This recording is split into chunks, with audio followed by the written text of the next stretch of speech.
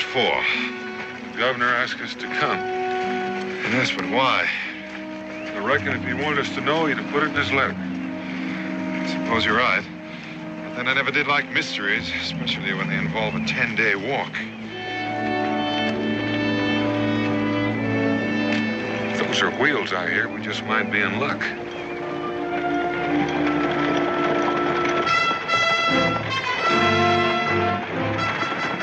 We are in luck.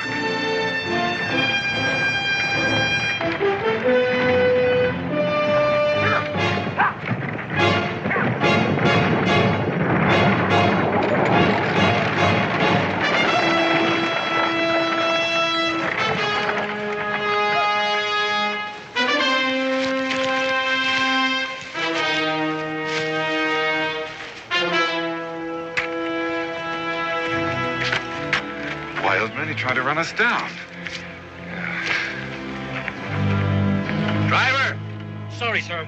2 men tried to flag me down, scared the horses off the road. Sorry, sir. Now, let's move on, or I'll be late for my appointment. Yes, sir. Back! Back! Back! Move!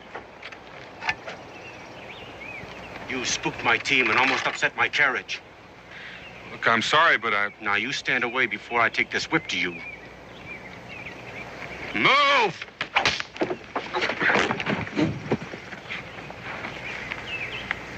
He's only a bit of a fellow, isn't he?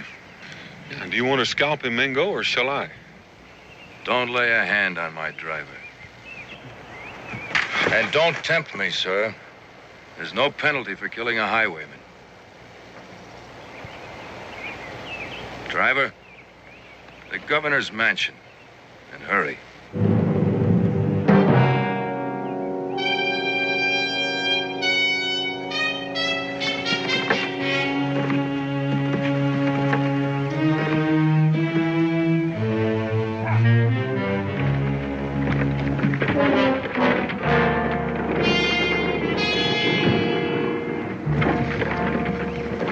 Did he say governor's mansion? That's the way I heard it.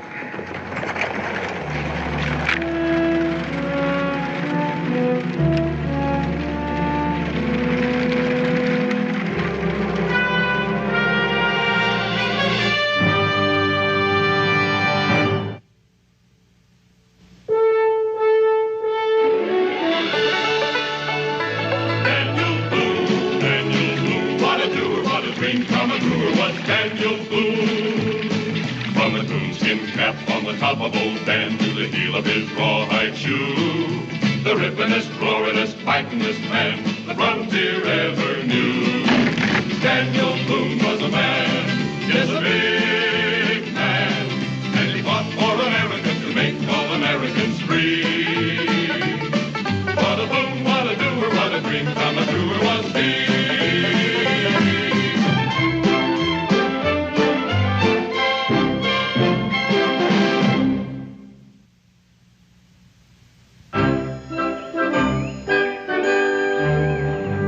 I assume, Captain, that you know why you're here. All I know, Governor Henry, is that I've been put on detached duty from General Washington's command to take part in some special mission. At my request. Yes, sir, at your request. And speaking as a professional soldier, sir, may I say that I resent being removed from an important battle area to take part in some inconsequential frontier action. You are at liberty to say anything you wish, Captain, but you are here for only one reason. General Washington has recommended you as being an expert artillery officer. For my part, I resent your attitude, but I need a man of your abilities. Now, if you'll permit me, I will explain why I've sent for you. Certainly, sir. As a professional soldier, you may be inclined to discount what I'm about to say as patriotic drivel, but I assure you... Are you questioning my patriotism, sir? No, I am merely asking to be allowed to finish what I have to say. When the Declaration of Independence was published here, the citizens of Williamsburg wished to contribute something to the cause. As you point out, Virginia is a frontier territory. Our resources are limited. But the people have given what they could. They've given metal, sir. All the metal they could.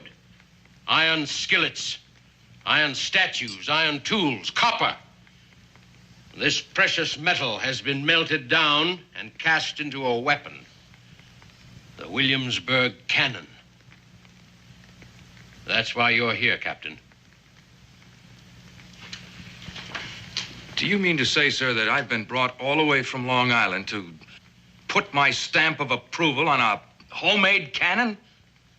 That's part of it. The part you can't understand, Captain, is that we have no artillery in our frontier perimeter defenses, and we are desperately in need of it. Artillery? You have one cannon, sir. Now, what do you hope to accomplish with that? Captain, are you familiar with Kaskaskia and Fort Vincennes? Of course, sir. The seat of British power in the West. Now, in spite of what you call inconsequential frontier action, these outlying settlements in Kentucky are vital to our national defense. The Indian raids on these settlements have been increasing. The various tribes involved are being armed and supplied by the British. Vincennes must be captured, Captain, and the British crushed, or Kentucky will be overrun, and our first line of defense destroyed. Most ambitious undertaking, sir. Major Clark, with a force of 180 men, has already stormed Kaskaskia and is now marching on Vincennes. It is quite possible that they are marching towards disaster. That's at least one point we're agreed on. With such an inadequate force and no line of supply, he is unable to lay siege. Nor can he storm that fort without artillery. He needs a cannon, Captain. Williamsburg cannon. Are you proposing to transport a field piece all the way across Kentucky? Well, that's 1,000 miles, Governor. And through a wilderness, too. I know that, Captain. I suppose you've sent for me to train a gunner for your expedition. Not to train a gunner. To be the gunner. With all due respect, Governor, I think your plan borders on insanity. That may be true. But I assure you it's also a necessity. And what if I refuse? I'll see to it that you're court-martialed and shot. Well, that might be the better choice of the two. I'm an army officer, not a wagoneer. I appreciate the hazards of the journey and the difficulties you'll be asked to overcome. And since you're unfamiliar with the wilderness, I've engaged a guide who knows Kentucky well. And has this guide approved your plan? I don't know. I haven't seen him yet. We meet with him at 10 o'clock tonight. And now, would you care to join me in a spot of brandy?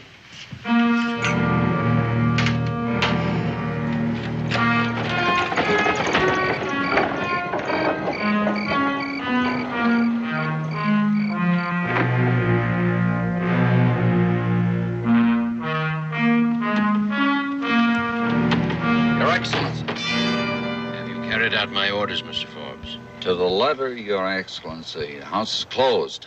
Mr. Boone is waiting inside for you. Very well.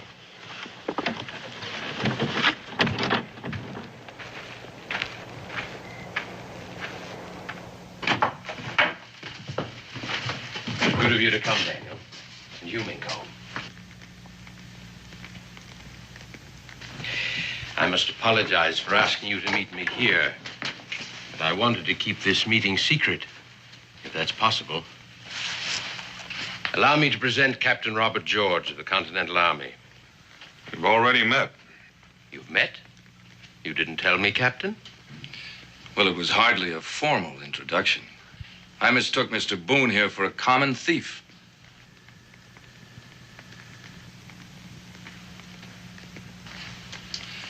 Don't tell me this is the man you've engaged for a guide. That's right. Well, then I must ask to be allowed to pick my own. Your request is denied, Captain. Mr. Boone is the best woodsman in Kentucky. I will not lay my plans aside because of any personal dislikes. I don't know what this is all about, Governor, but I can't say too much for the captain's manners. I'm not sure I'd want to guide him from here to across the street. Of course, you're free to go, Daniel. However, I ask you as a personal favor to at least hear me out. Well, we have walked 10 days to get here. I think the least I can do is hear you out. What do you say, Mingo? By all means. Thank you. I'll try to be as brief as possible.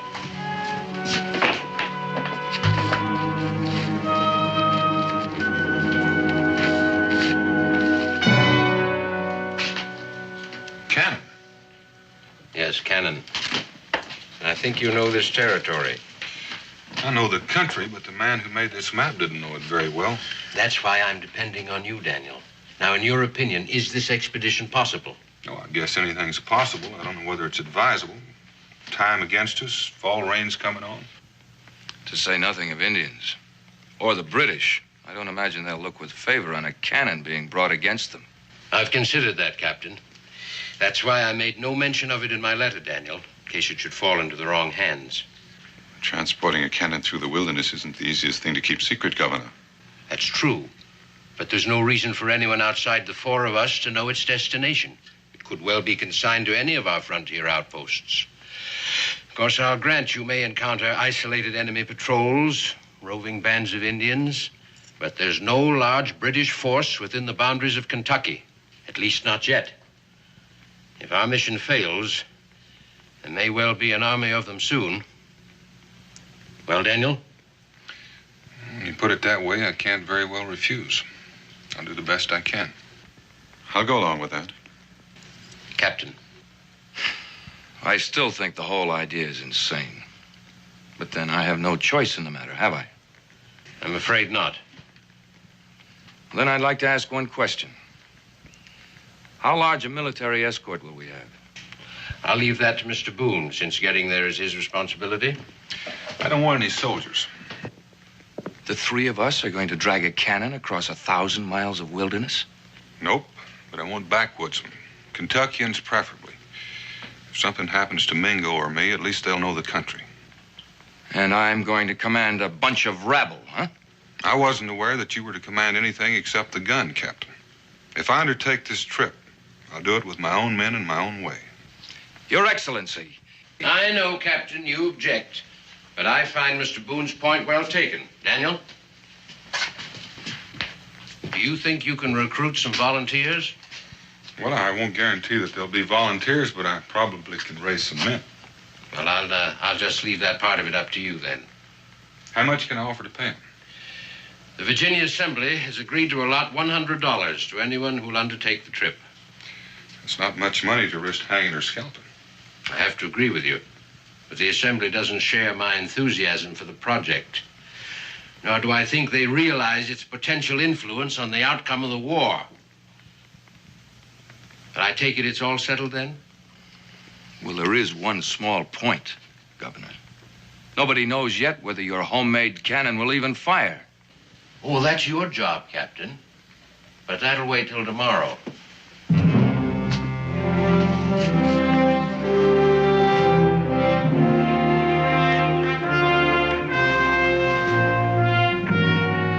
Mr. Goodleaf?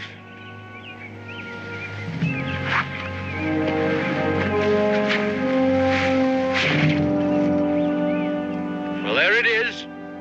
The Williamsburg cannon. What's your opinion of it, Captain?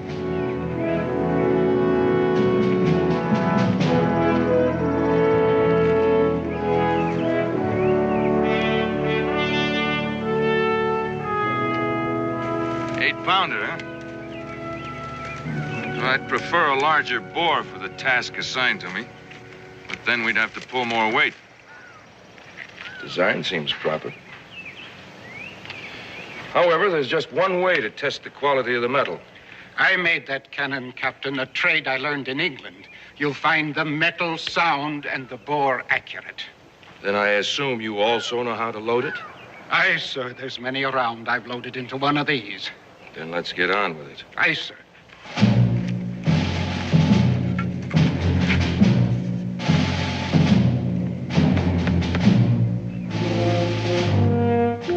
You want a light charge or a heavy one, sir? I want a canister charge. Make it a heavy one. If it blows up now, it'll save us all a long trip and a lot of trouble. Aye, sir.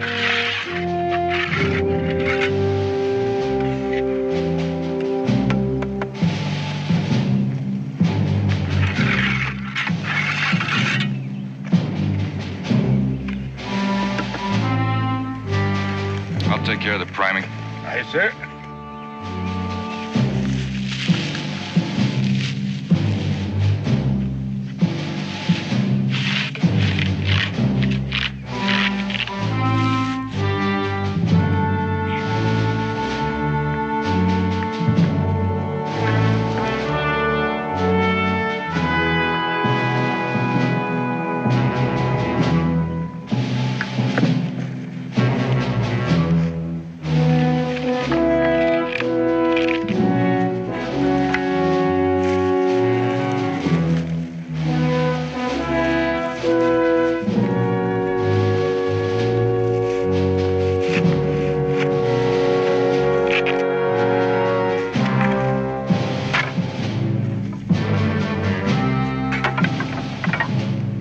That clump of trees seems a likely target over yonder.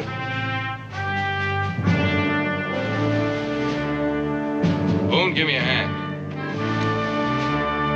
Soldier,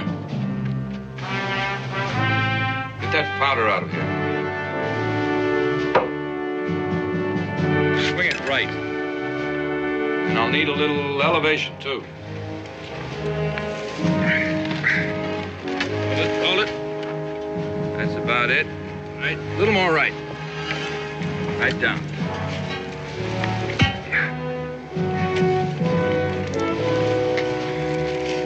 That's right. Chock the wheels.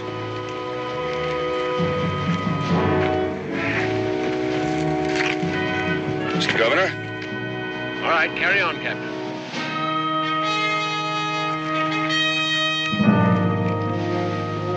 If I were you gentlemen, I'd move back. I have faith in my cannon.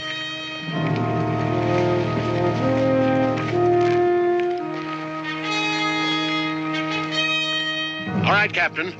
Touch her off. For liberty, the Continental Congress.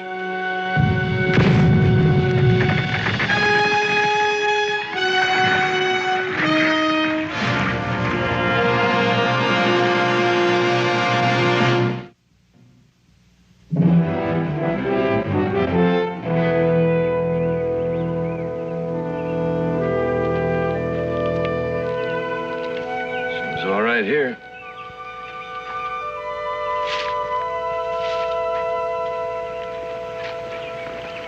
Muzzle seems sound.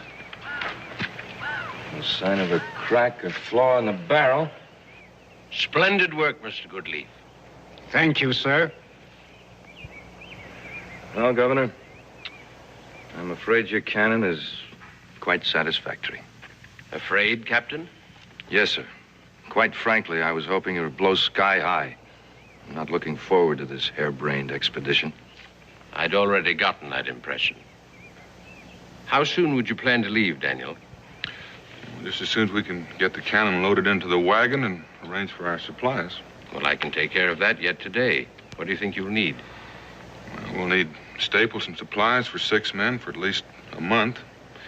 Grain for the horses, extra harness, a few coils, a good stout rope. That ought to do it. One more wagon should prove sufficient, then. May I make a suggestion, Governor? Certainly. Then I would advise pack horses rather than another wagon. Ones that are broken to harness, so that in case of an emergency, we'd have an extra hitch. It's a good idea, Mingo. I'll arrange for the horses. Well, how do you propose to carry powder and shot? Your cannon's no good without proper ammunition. That's already taken care of, Captain. Major Clark has established a supply depot on Corn Island, at the falls of the Ohio. You'll pick up shot and powder there. Your load should be lightened sufficiently by then to compensate for any extra weight. By then, we should be halfway to Vincennes anyway. Our only problem is one of personnel. When will you find recruits? Well, if you'll meet me at midnight, Governor, I'll have your men for you. Now, if you'll just tell me where the taverns are located in this town. Taverns? I said I wanted backwoodsmen. There's only one place you'll find them when they're in town, and that's someplace where they can get something to drink. The Williamsburg Pike. You'll find your taverns there. Seems a peculiar place to look for patriots. I didn't say they'd be patriotic, but they'll be tough. And I got an idea some of them can use a little extra drinking money. Daniel, these are troubled times. Virginia has its share of British sympathizers. Choose your men carefully. I will, Governor. Well, now, Captain, since you seem to be the keeper of the cannon, I'll leave you and Mr. Goodleaf to see it loaded on the wagon properly.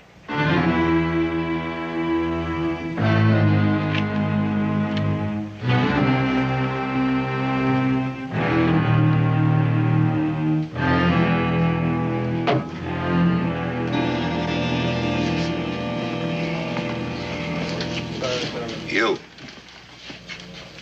It's you I'm talking to, you thief. I heard you. Now go away, I'm thinking. Well, then do your thinking somewhere else. You've been taking up space at my table for an hour and not bought so much as a pint of ale. It's a public place, ain't it? Not for non-paying customers, it ain't. Now be gone before I throw you out. I don't think you can do it. Well, maybe not alone, but I'll have help. Sim, Tate, come over here. Now, are you going peaceful like I was asking you to? You don't see me moving, do you? Throw him out.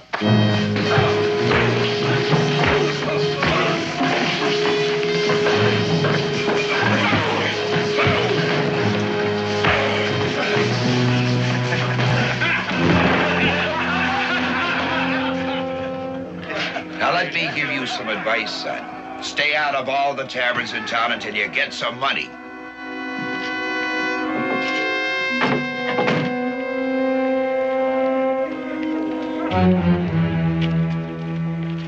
There are your taverns, Daniel. 2 of them at least. That's just about all we can cover at once. Which one do you want? Well, I can't see there's much difference, judging by the noise. I'll take the one down the street. Good hunting. Daniel! You want me to go with you? No. But there is one thing worrying me. How does one tell a Tory from a loyalist? They dress the same? Well, you might go in the bar and try shouting 3 cheers for King George and down with the Continental Congress. Well, that's not too subtle. And it might be downright dangerous. It's just a suggestion. I'll think of something. Well, you do it your way and I'll do it mine. You know where to meet me.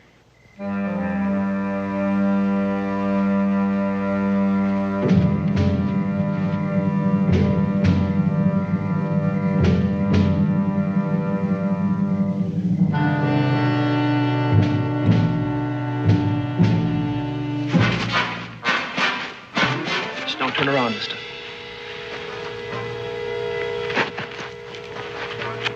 Now get over here.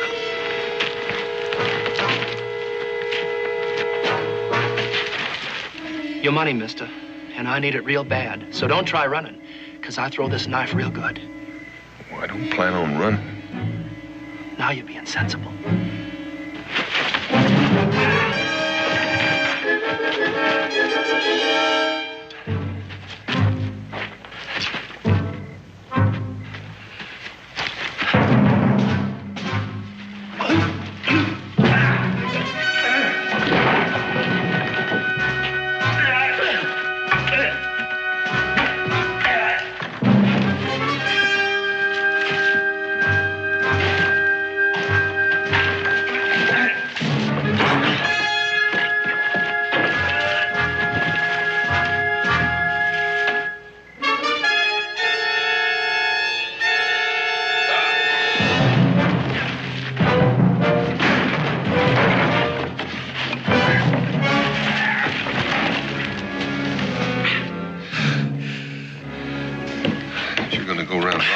You ought to learn a little more about it. Next time you might try a gun or you have to get yourself hurt. Go ahead and cut my throat. Don't matter much to me anyhow. I'm tempted. What are you gonna do to me? Now, that depends on the answers I get. What's your name? Sam Lynn. Wait a minute, I know who you are. What? Well, you're Daniel Boone. I seen you once in Kentucky. I'm from Kentucky, too. Mr. Boone, I'm right ashamed of what I done. I've never done anything like that before. You must have needed money real bad. What did you want it for? For her. For her? Shawnee girl. I want to marry her, but I got to buy her. You were aiming on robbing me to get money to buy yourself a wife? That's right. Well, how much do you need? $50. Sam, you got nerve. And you fight pretty good. How would you like a job? Doing what? Driving a wagon, hauling some freight, will take about a month of your time that pays $100. Would you mind repeating that? Driving a wagon. No, not that part. The part about the money. $100, $50 now, $50 when the job's finished. Mr. Boone, I reckon you just hired yourself a hand. When do we leave? Well, just as soon as I hire another hand. Come on, I'll buy you a drink. In there? Why not? Wait a minute, I'll get my knife and my gun. Mr. Boone, I'll tell you the truth. I just got thrown out of there. Took 3 of them to do it, but, well, there's an outside chance I could get thrown out again. With what I got in mind, there's a real good chance I'll get thrown out with you. Or do you want to wait here? Well, if it took 3 of them to throw me out, considering your size, it'll probably take 4 to throw you out. Couldn't be more than a dozen or so in there. All right. 2 Kentuckians, 12 of them. It's a fair fight.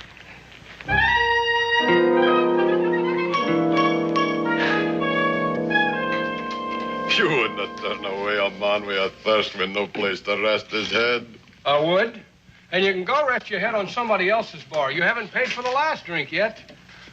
Well, as evidence of my good faith, I'll just have to leave my claymore with you until I'm in funds again. Leave your what? Claymore. Claymore. The sword of my ancestors. Many's the blow it struck for bonny Prince Charlie in the hearts of the Highlands. And many a the time it's whirled o'er the battle cry of the clan Glenfallen.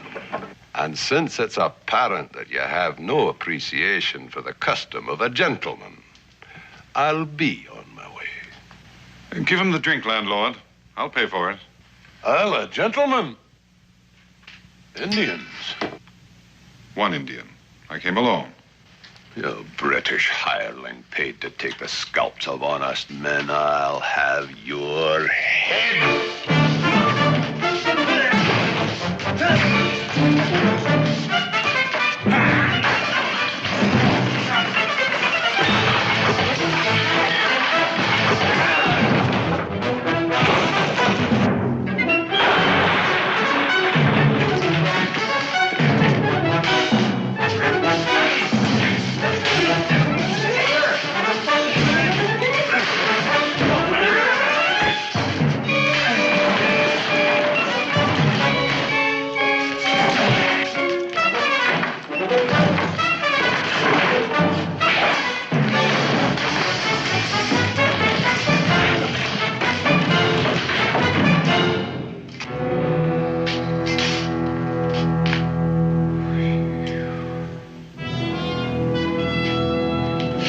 So help me, I never heard an Indian in my life.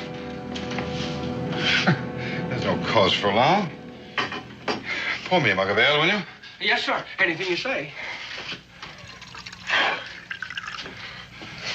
Now, if there's anything else I can do for you. Who is he? Alexander McAfee, a remittance man, bought by the Crown for some reason which I don't know.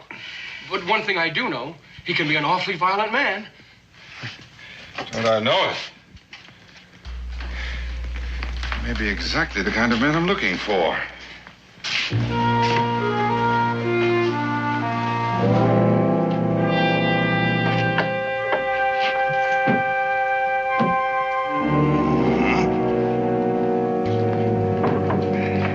So it's you again.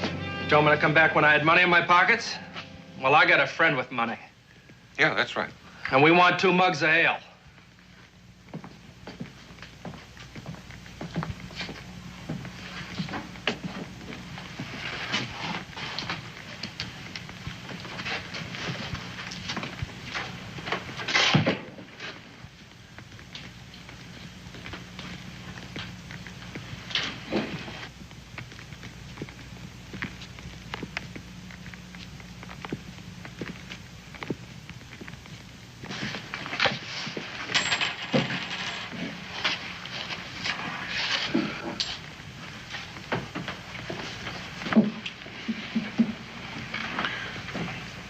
ready, Sam. Ready? For what? I'm not real sure, but it could turn out to be real lively.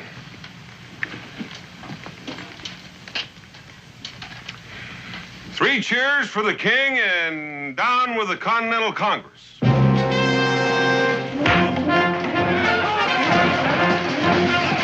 careful with him, Sam. I think we found our other man.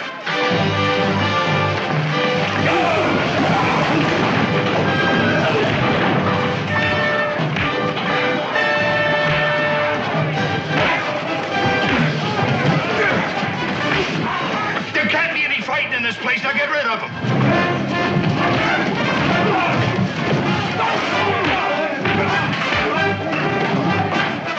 Throw them out!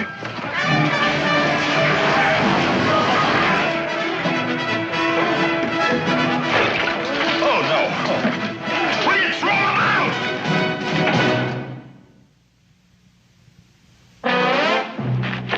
And stay out.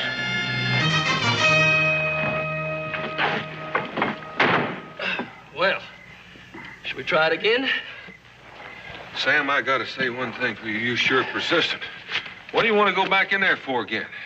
Well, you offered to buy me a mug of ale. I ain't had a chance to drink it yet. Still a setting in there in the bar. What do you think about that, friend? I think you and me still got a little argument to settle. If you give me a chance, I think I can explain. Need no explanation.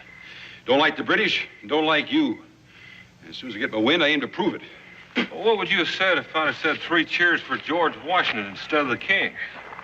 I'd have been standing at the bar real peaceful like. Well, that answers my question.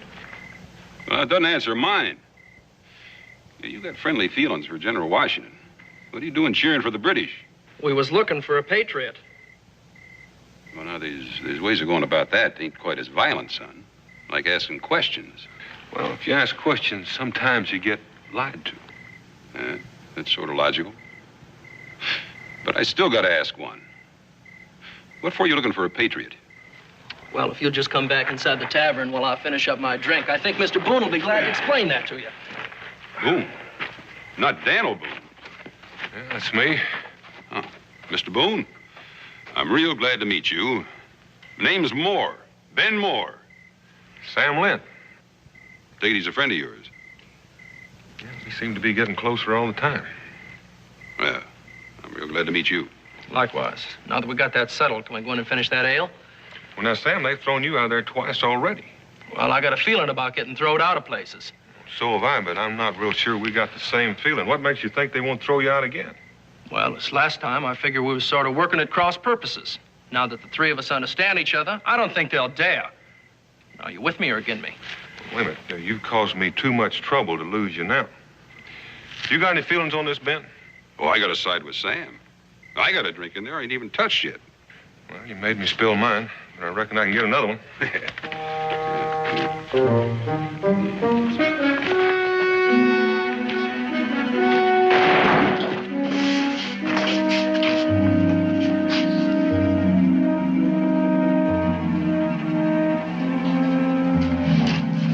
Thank you, fellas. Thank you for the table.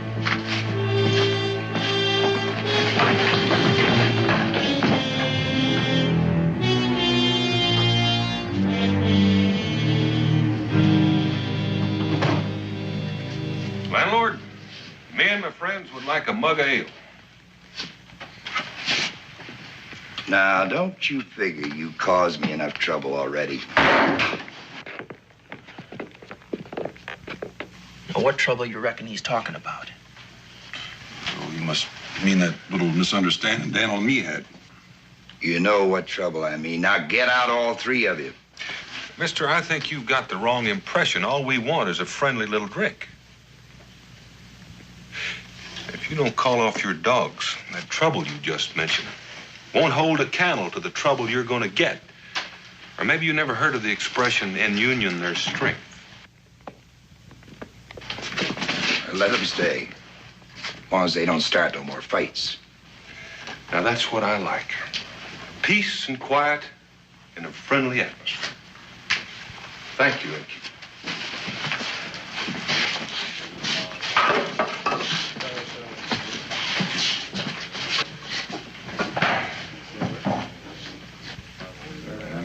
told me what I want to hear. What I need is a man who knows the wilderness and who doesn't mind a fight. And I know the answer to the last. I trapped from here to the Mississippi. If any helps you with the first. I'll do for a start. I'll tell you what I'm going to do. I'm going to make you the same offer I made Sam. It's $100 for the job, half now, half when you're finished. I'm listening.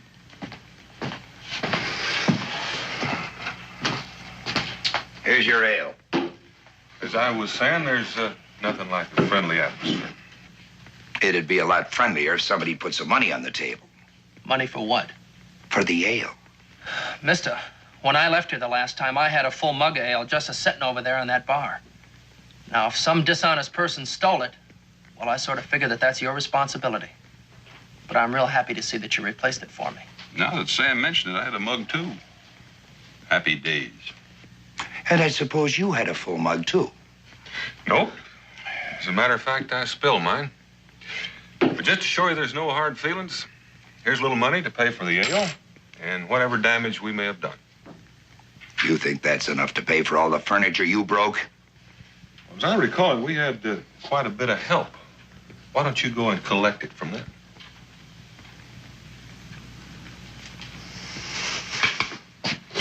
Now, as you were saying, and I was listening.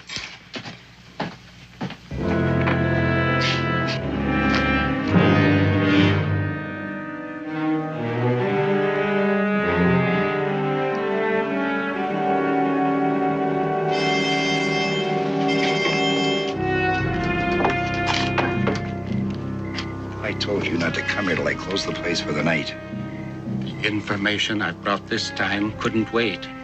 I'll be the judge of that. And listen well and judge. You see that big man with the red shirt and the leather jerkin sitting at that table over there? I've seen him. He's some drunken trapper. He started a fight in here like to tore up all the furniture. A Kentuckian named Daniel Boone. And here on business for the governor. What's he doing in a place like this? I can tell you that, too. Now, is there some place we can talk? Well, I'll be closed within an hour. Come back, but be sure nobody sees you, Mr. Goodleap. All right.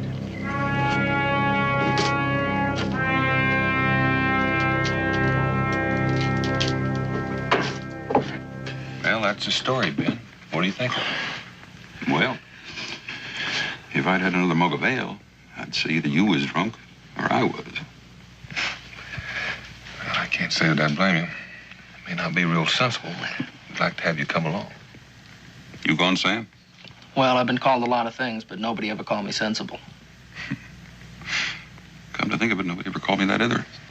Does that mean you'll be joining us? It was Indians with British guns that burned my farm. Killed my wife. Both of my young ones. I owe them something. Got no worldly good no more. No family ties. I'll move your cannon.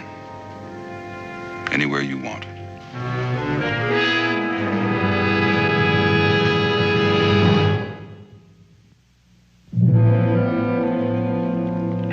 How much longer are we going to be waiting for this friend of yours?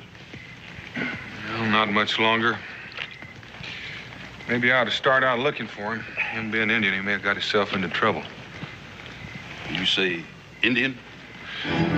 Yeah. You two wait here.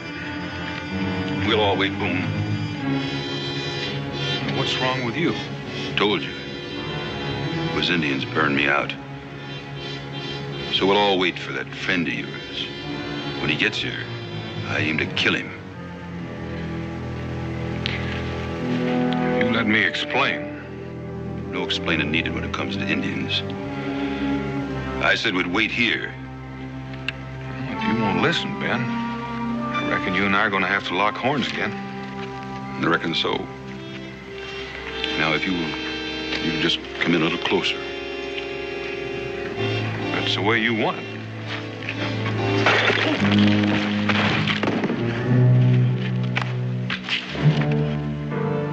I reckon I'll just hang on to this until you can talk to him. Thanks, Sam. You don't have to thank me. It's just plain plain unreasonable when it comes to engines. Here I'm aiming to marry one. Pay for her, too. Well, when he wakes up, we'll just explain together. Maybe we can. Sure did hate to break that jug, though. There's just a chance I might be able to replace it. What are we going to do with him? Just try to reason with him, I guess. I hope we can. They're just beginning to like him pretty good, but... Well, a man that's got a hate as big as his is sometimes hard to talk to. Well, you're not fixing to quit on me, are you, Sam? Not on account of Ben. Shucks, no, Mr. Boone. If I can't talk to him, I figure I can always whoop him one way or another, huh? Well, when he wakes up, you do whatever you think's necessary. I can get another man, but I haven't got time. I'm going to go after my friend Mingo. Is that engine you talked about? Yeah, that's him. I heard of him, too. So, look, you just go ahead and do what's got to be done. I'll guarantee you the two of us is going to be here when you get back. Sam, you've been a big help to me.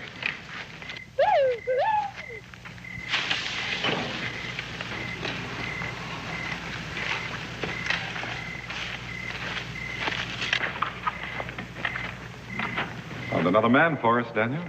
Now, that's the biggest skinning knife I ever seen.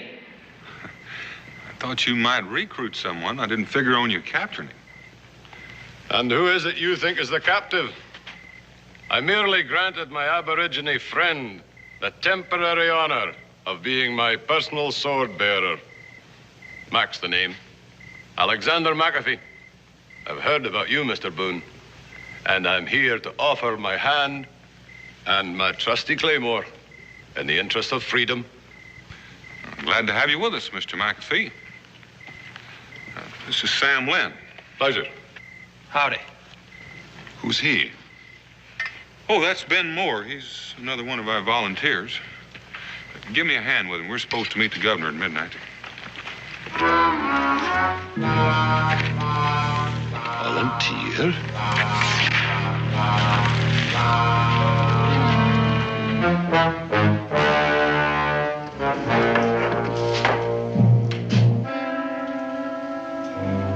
You say they aim to haul a cannon to Major Clark at Fort Vincennes. I heard them talking. There's no doubt about it. Over all them mountains on any roads? Can't be done. Boone says it can. How many men? An Army Captain Boone, his Indian friend, and 3 Kentuckians, if he can find them. He may have found a couple of them here tonight. Now, you pay me my money and I'll leave, and you'll hear no more from me. I'll want enough to pay my passage back to England. Which way are they going, and when do they leave? You show me the money, and I'll even tell you that. Well, that sounds fair enough.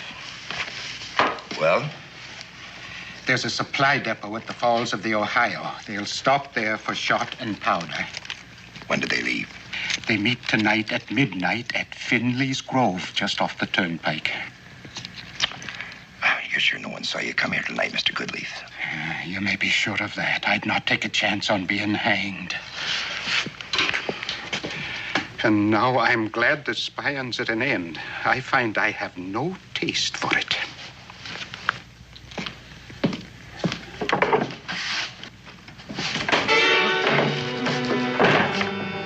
And no more value to us.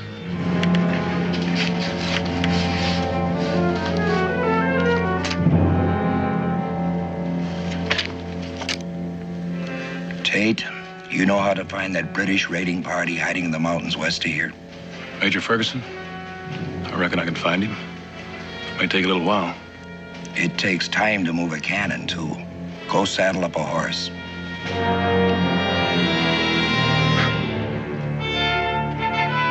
Mr. McAfee. The knots are well tied and tight, Mr. Boone. The chalkings are sound. There's no reason she can't make the trip. A lot of reasons I can think of, but we won't go into that now. How are you making out, Sam? All hitched and ready to go, Mr. Boone, anytime you are. Captain? And roll them out. Oh. Daniel. Any further orders, Governor? That ammunition you're going to pick up at the falls of the Ohio. Take what you can and destroy the rest. We don't want any of it to fall into the hands of the enemy. Yes, sir. And Daniel, remember, our troops at Vincennes may fail if you don't get them this cannon. I'll remember. Godspeed you then.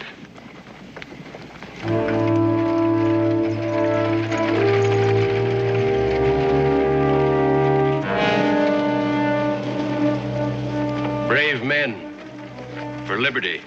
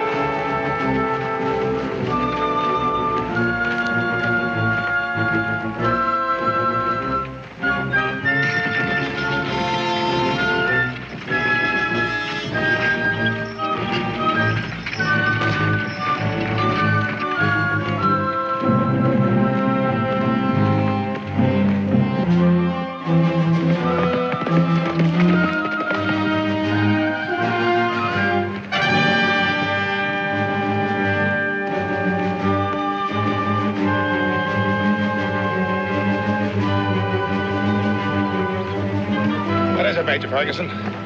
Point just signaled for us to hold up the column. Major, how long do you intend to tramp up and down this river? We should be heading back to fight Major Stewart. Mr. Foss, we will continue marching towards the east. I'm expecting a messenger from Williamsburg advising me of what is taking place, and we will continue to march until we meet him. Is that understood? Yes, sir. What is it, man? Speak up. An horseman, sir. It could be that messenger you're expecting. You see, Mr. Foss, your lack of patience was unnecessary. See that he's brought to me as soon as he arrives. Yes, sir. Your men have been clamoring for action, Mr. Foss. It would seem they may see it very shortly. Yes, sir. Bring the supply wagons forward.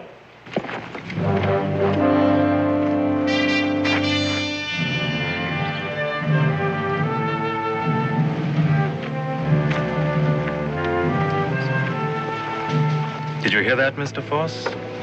The Williamsburg cannon here in the wilderness.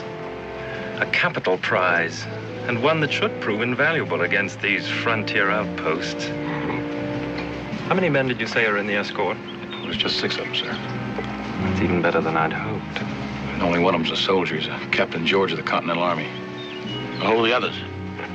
Well, there's Daniel Boone, an Injun they call Mingo, and a Scotsman named McAfee. 2 Kentucky hunters, Ben Moore and Sam Lynn. Well, where do you think they would be about now? Well, it's hard to say. All I know is they're 5 days out of Williamsburg and they're heading for the Falls of Ohio. That's rather a roundabout way to get to Vincennes. They're going to pick up some shot and powder that's left for them somewhere in that area. You mean they're not carrying any ammunition? Not for the cannonade. Well, I say let's push on and get them. No. Once they get on the river trail, they'll have to stay on it.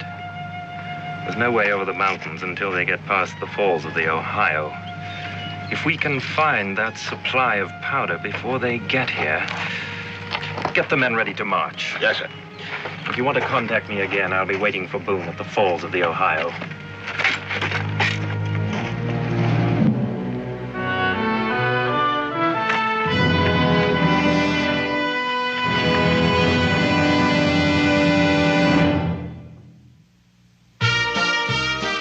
This is Fess Parker. Please watch for the exciting conclusion on Part 2 next week.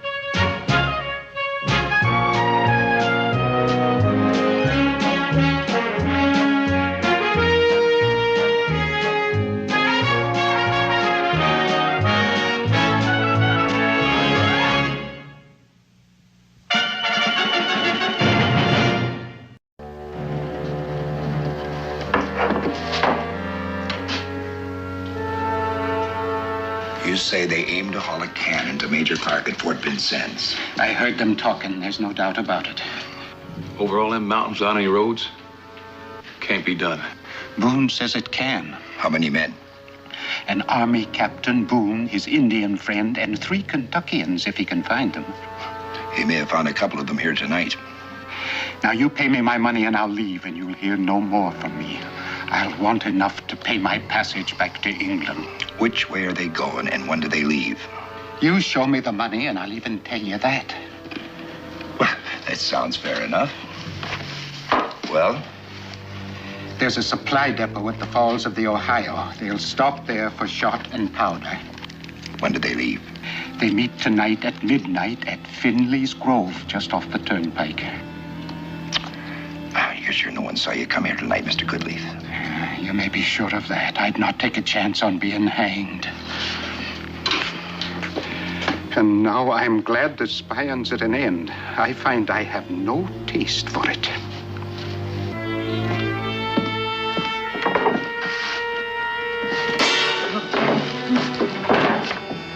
And no more value to us.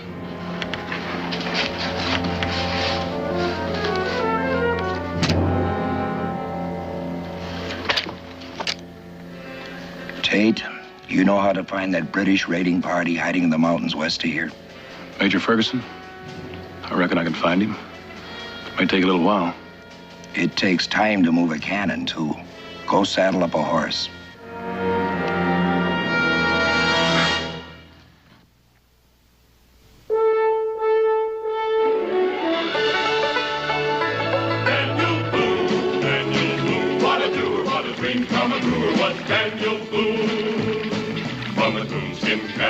Top of old Dan to the heel of his rawhide shoe.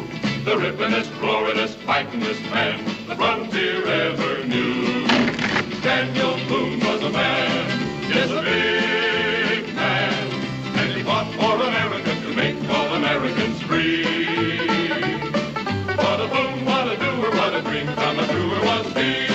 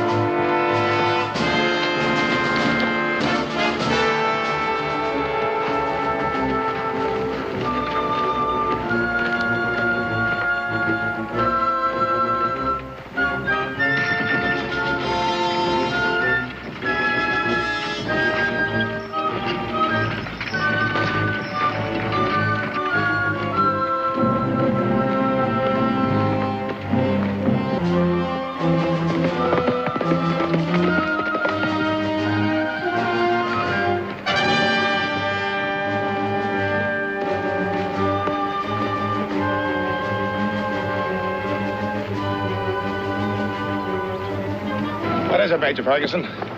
Point just signaled for us to hold up the column. Major, how long do you intend to tramp up and down this river? We should be heading back to fight Major Stewart. Mr. Foss, we will continue marching towards the east. I'm expecting a messenger from Williamsburg advising me of what is taking place, and we will continue to march until we meet him. Is that understood? Yes, sir. What is it, man? Speak up. An horseman, sir. It could be that messenger you're expecting. You see, Mr. Foss, your lack of patience was unnecessary. See that he's brought to me as soon as he arrives. Yes, sir. Your men have been clamoring for action, Mr. Foss. It would seem they may see it very shortly. Yes, sir. Bring the supply wagons forward.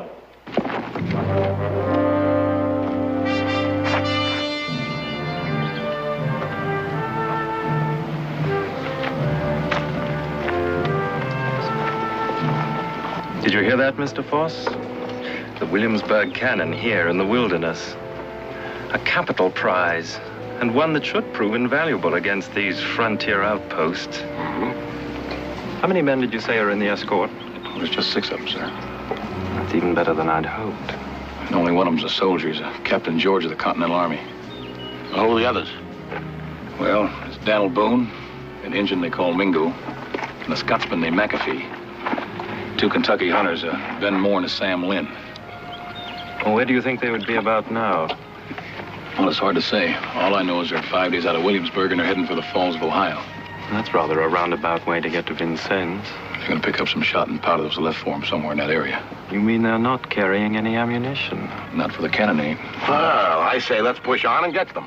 No. Once they get on the river trail, they'll have to stay on it. There's no way over the mountains until they get past the falls of the Ohio. If we can find that supply of powder before they get here, get the men ready to march. Yes, sir. If you want to contact me again, I'll be waiting for Boone at the falls of the Ohio.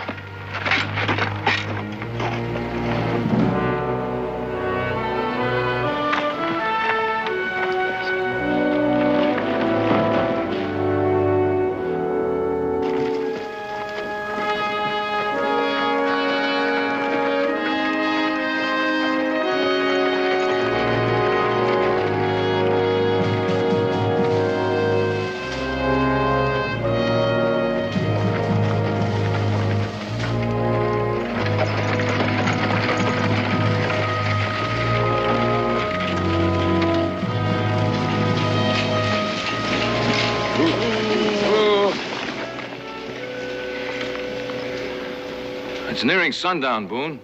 I suggest we stop here for the night.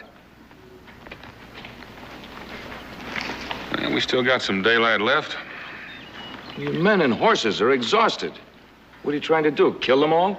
Well, I haven't heard any of them complaining. I figured they can all go another 40 miles. You couldn't be too tired riding on this horse. I'm a captain in the Army, Boone. And as such, I've been taught that an officer's first consideration is for the welfare of his men. Then I don't suppose you could understand that. There's one thing I do understand, Captain. I've got a cannon to deliver. And nobody's gonna die before dark. And there's good water and good grass up ahead, so move out. So far, so good, Daniel. We've made better time than I'd expected. From here on in, the going gets a little rougher. We'll make it. If we don't run into the British and it don't start raining.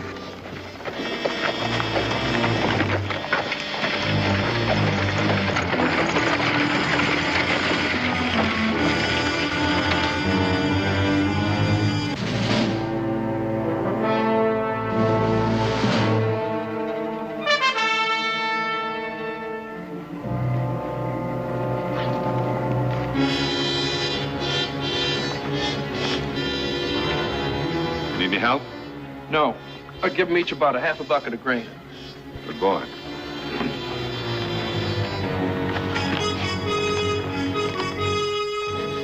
Soup's on.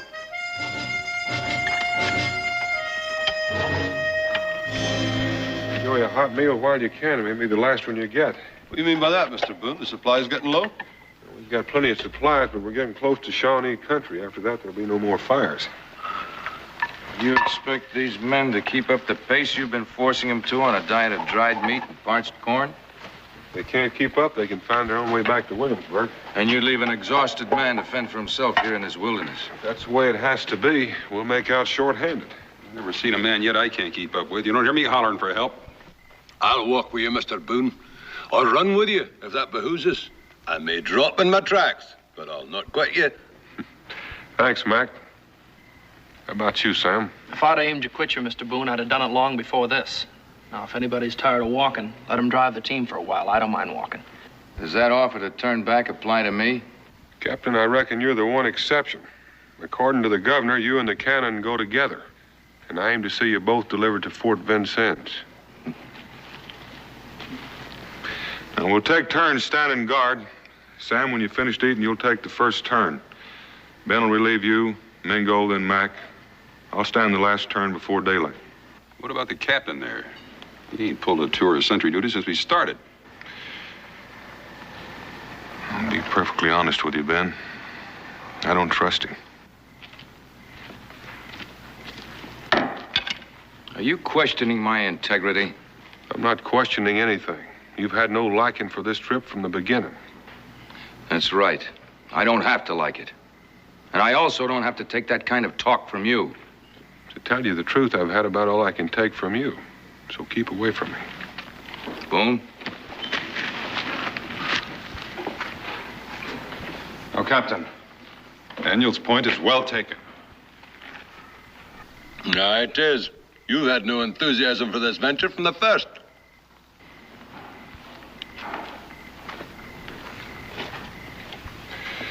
All right, Sam.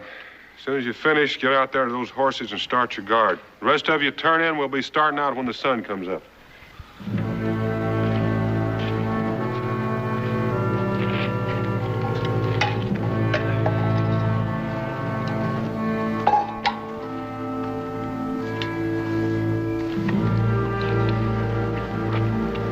Well?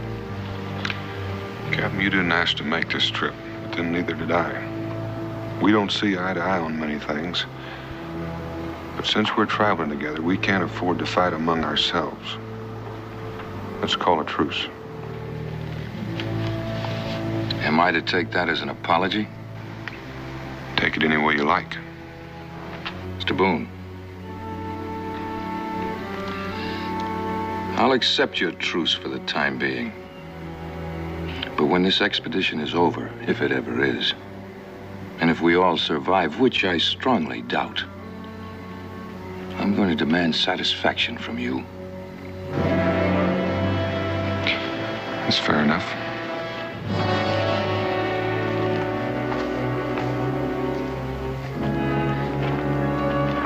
What did you say to him, Daniel? We agreed to a ceasefire till the trip's over. Looks like I'll have to fight a duel later on. So, want me to keep an eye on him in the meantime? It won't be necessary. Well, he did try to pick a fight with you. I hope it'll all blow over. You better finish your meal and get some sleep. You're going to need it.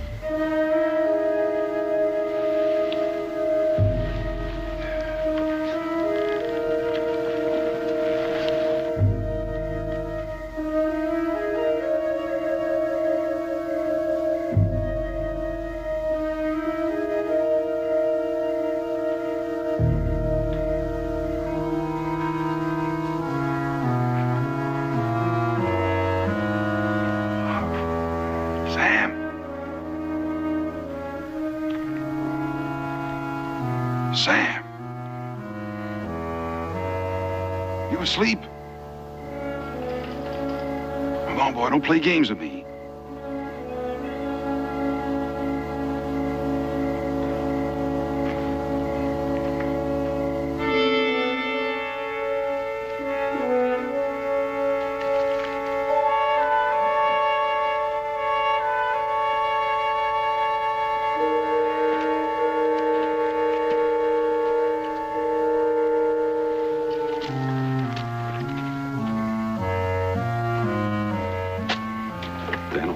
Saw you covered.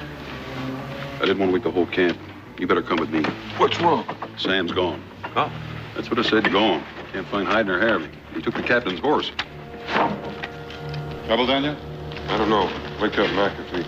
No need to awaken me. I'm a light sleeper and well aware of your movements. What's the trouble, Mr. Boone? Sam's gone. The captain's horse is gone, too. Indians? I don't know. They would run off the rest of the horses.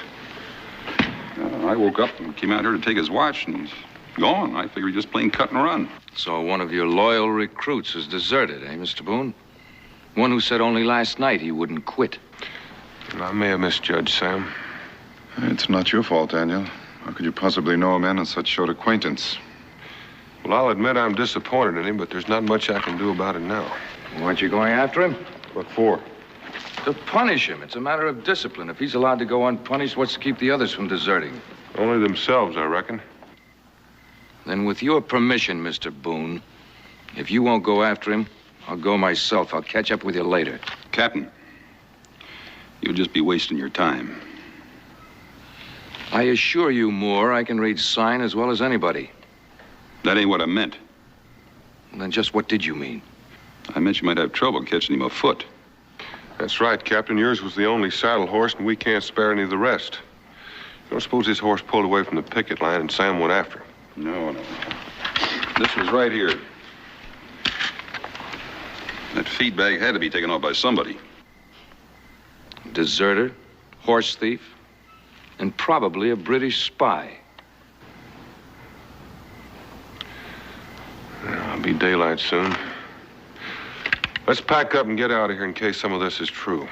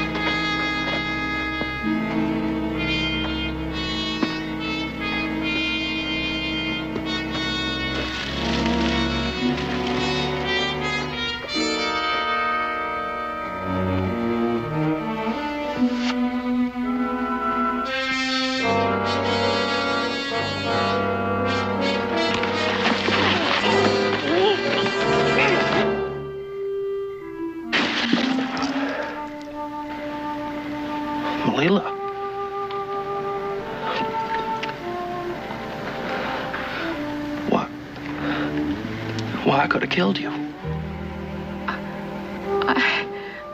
I came to look for you.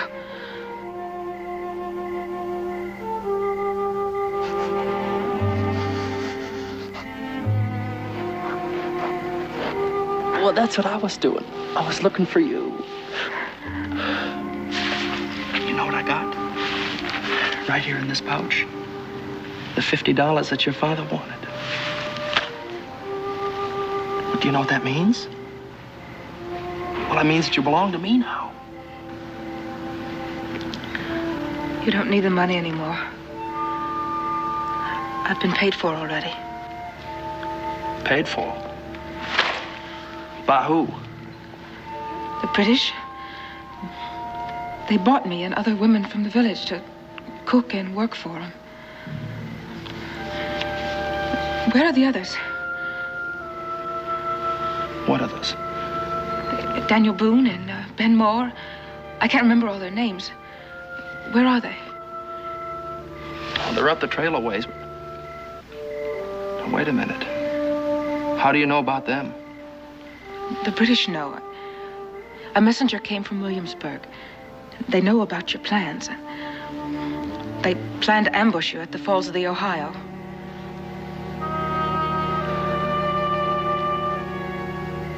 So they know, the redcoats.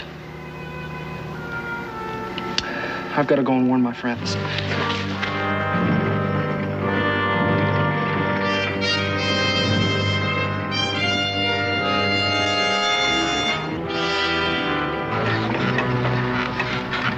It's not as comfortable as riding on a horse, but you can take my word for it.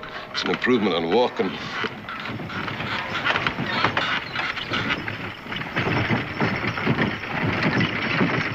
McAfee. What is your personal opinion of this fellow Boone? Why ask me? You seem to be an educated man. I was merely curious. Why not talk to the Indian? I understand he went to Oxford. Forget I asked. No, I'll not forget it. I'll give you my opinion, since you brought the subject up. Mr. Boone may not be an educated man by your standards, but he's a lot more intelligent than you or I. He's what's meant by a gentle man. It's one I wouldn't care to cross. He's a man to follow because he'll lead you well. That's my opinion. Hope it satisfies your curiosity. Get on there, now.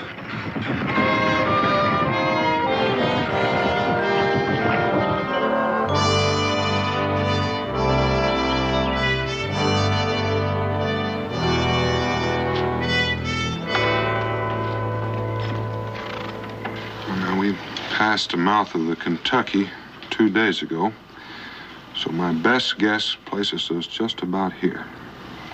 One more day. We should be at the mouth of the Ohio by tomorrow. And with luck. Well, how far is it to Vincennes? Going northwest is just about as far as we've come from the mouth of the Kentucky.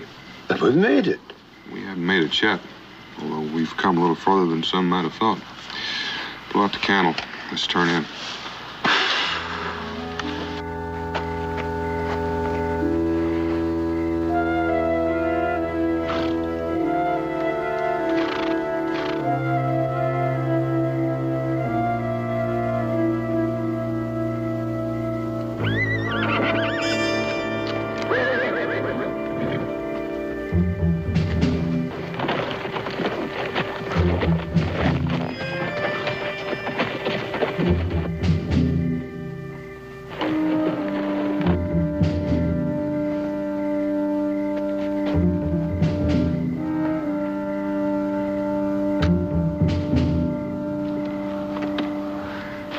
Who is it?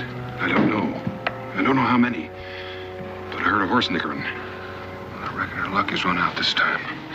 When the shooting starts, watch the horses so they don't run off. Right.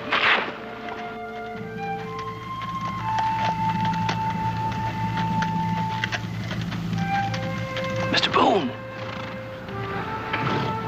Mr. Boone. Mac. Ben. That's Sam Lynn. What do you reckon ever brought him back? No, he's either run into Indians and come for protection, or he's led the British to us. And he's got a girl with him. Now, does that make sense? Yeah, it makes sense. At least to Sam, it makes sense. Well, what do you know about that, Daniel? I reckon it's up to him to do his own explaining. Is there just the two of you? Yeah, just the two of us, me and the girl.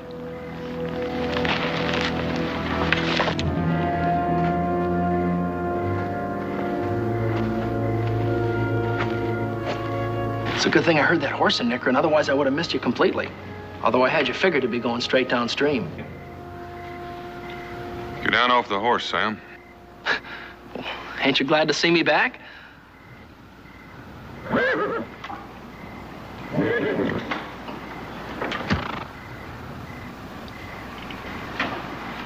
Nope, I reckon you ain't.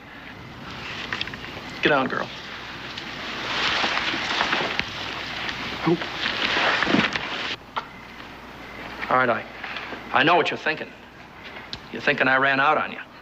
You did, didn't you, Sam? Not the way you think. Well, what other way is there? This is Malila, Mr. Boone. I told you about her. This is the only chance I had to go and fetch her. She's Shawnee, and it was Shawnee killed my kin. Put that knife away, Ben. If you aim to hurt this girl, you're gonna have to kill me first.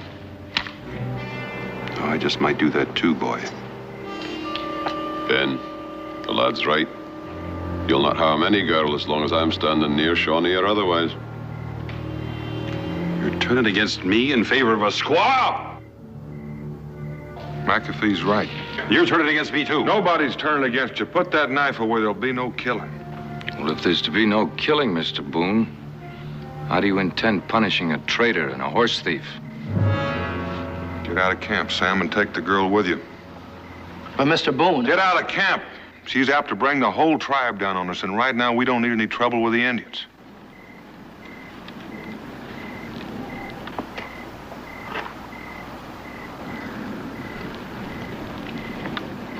All right. We'll go. Here's your $50 back. She didn't cost me nothing. She came to meet me. Well, this time, would you kindly leave my horse here? I find I miss him. I don't need your horse, Captain. I don't need none of you. Before I leave, I want to tell you something. The British know that you're coming, and they know where you're going. They're waiting for you at the falls of the Ohio. Sam. How do you know about this? Leela told me, Mr. Boone. Part of her tribe's been marching with the British. When she heard my name, she came to warn me. How many men do the British have? Major Ferguson has 50 men.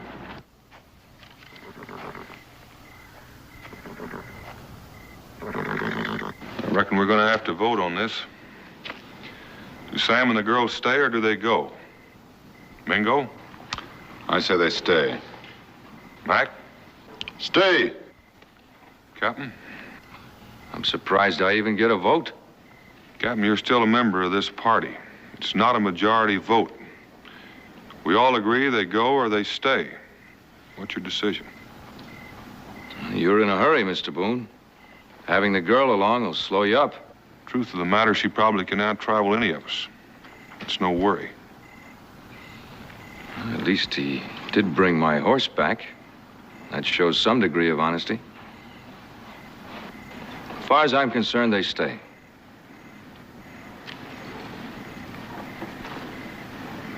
Guess it's up to you, Ben.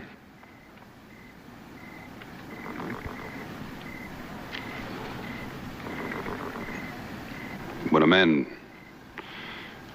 lives with hate long enough, it gets to be a habit. If what she says is true, it seems we all owe her something.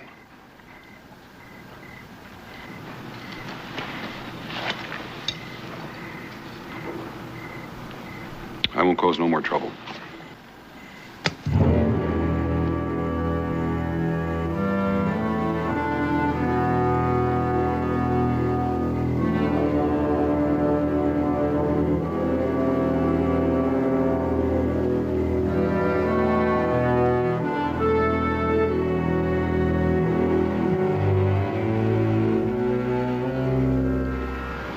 I'm sorry that my people have wronged you. If it will help right the wrong, use the knife.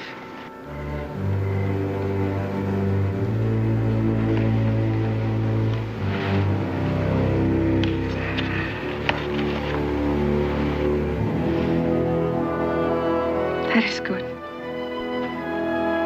Now we will be friends.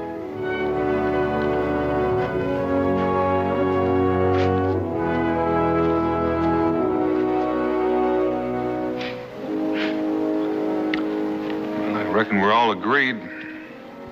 Let's get those horses hitched up and pack our gear. Let's move out. You don't mean you're going to try and make this trip at night? We've moved a lot further and a lot faster than they thought we could.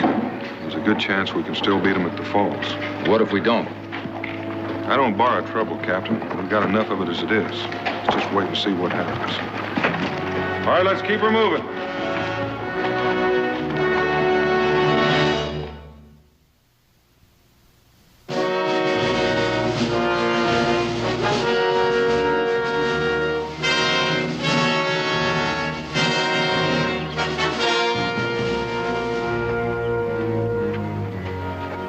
Beat us to the crossing after all. That Indian girl said there were 50 men down there. There are. They've got a trap down there. They're just hoping to make us come to them. With 6 men?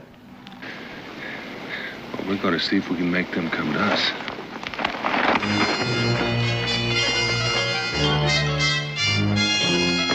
Let's get the canvas off this little beauty so our friends can see her. Mike, light this. Everybody make a little contribution of powder here.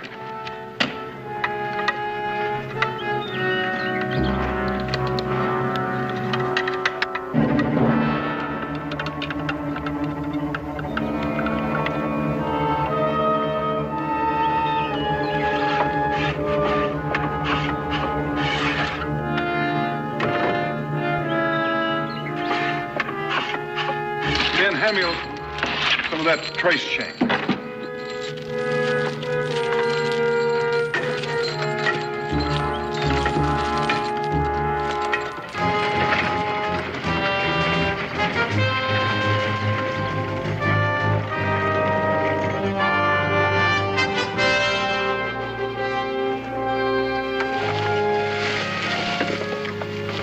What do you hope to gain with this foolish gesture?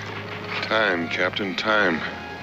If any of them try to come up this hill, a lot of them won't make it to the top. Looks like they're gonna make a fight of it. You don't suppose that messenger could have been wrong about them not having ammunition? I think it's a bluff, Mr. Foss. But there's no need to take unnecessary risks. You'll find a white shirt hanging in my quarters. Please get it for me. White shirt? A flag of truce. I think I'll have a conference with Mr. Boone. Yes, sir.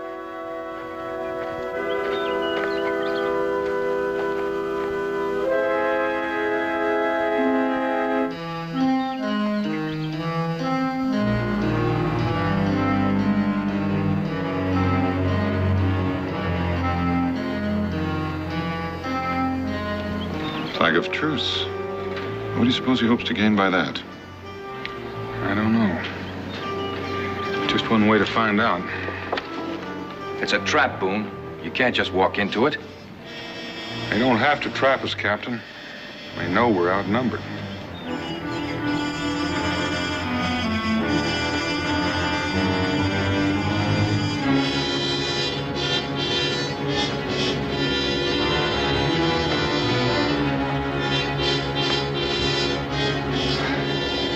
Mr. Boone, I'd like to have a talk with you. You can't go down there, man. They'll kill you or take you captive. Ringo, you can't miss from here. Just stand out of the way, Daniel. I aim to.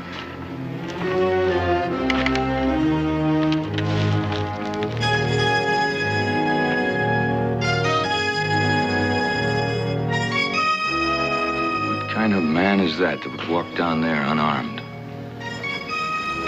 Captain, when you understand what kind of a man he is, you may want to call off that duel.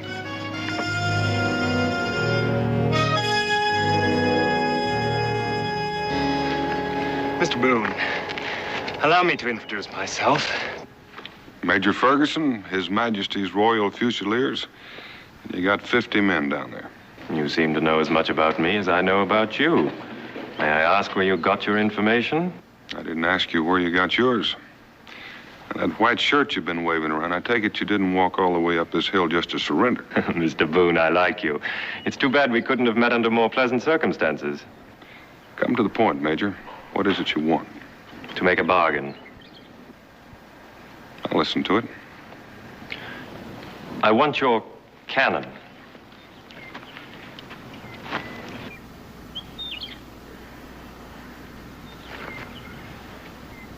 What have you got to offer in return? Your life and the lives of the men you have with you. I see no need for unnecessary killing. Well, I'll have to talk to them. They're a determined bunch.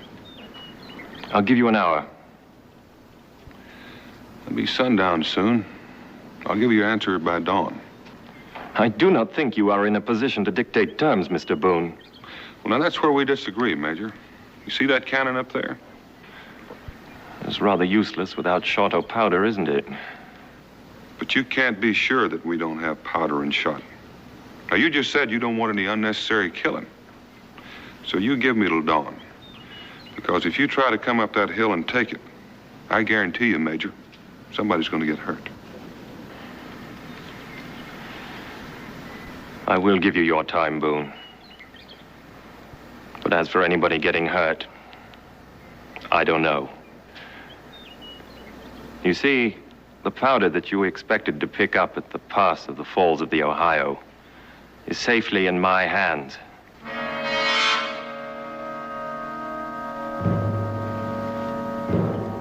Until dawn.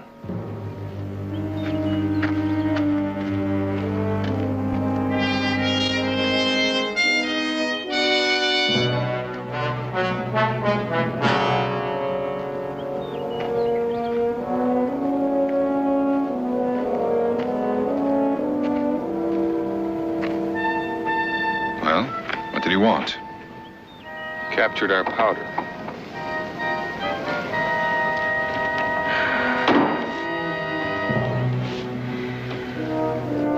If we'll give up our cannon, we can all go free.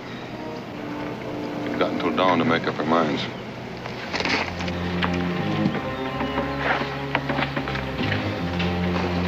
Mr. Boone, they find Malila here. They ain't about to let her go. They'll shoot her as a spy. I know that, Sam. Well? What would you do, Captain? Well, a good soldier more or less have to sacrifice one life to save 6 others, but... Now, you just simmer down, son. Ain't nobody gonna hurt that girl. She's a friend of mine. You got any other ideas, Captain? Yes, Mr. Boone, I have. We let the girl go. I'm sure she can find her way back to her village. Lynn here can join her later. She can take my horse. What about the cannon? Well, without powder, our mission's a failure anyway. Yeah. If bad goes to worse, we can always blow it up. I'm no expert in these matters, but I've had a fowling piece blow up in my hand when the muzzle was plugged with mud. I don't see it make any difference with a cannon. But if we blow the cannon up, it ain't gonna be much help to Major Clark at Fort Vincennes. No, it's true. If I come this far, I ain't gonna give up now. Not without a fight. Daniel, if I voted to surrender, I'd be in the minority. What did you have in mind? I don't know about the rest of you, but I didn't come this far to leave that powder in British hands.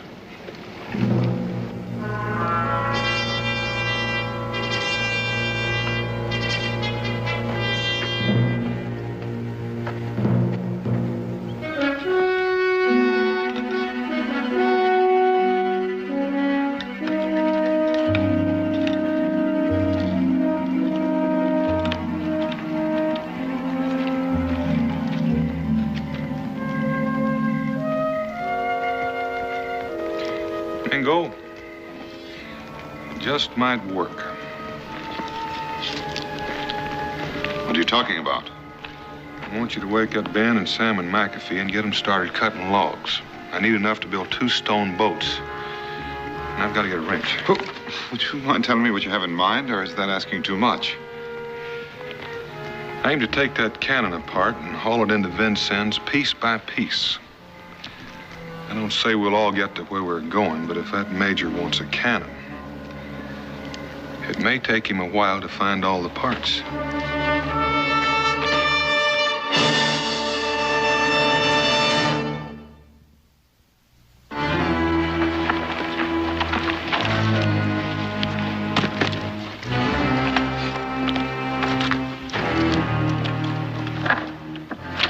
Good job, Sam. Come on.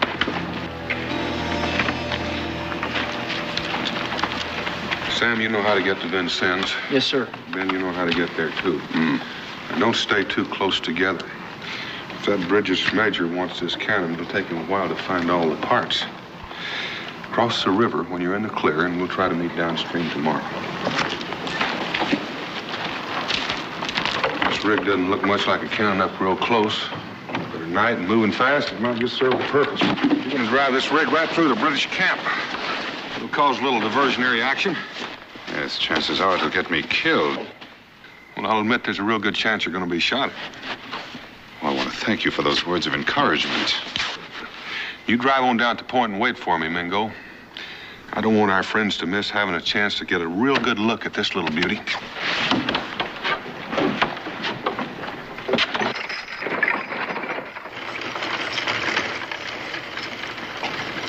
Mr. Boone, you've outlined what everyone else is to do except you and I. Captain, you and I are going down that British camp and get that powder.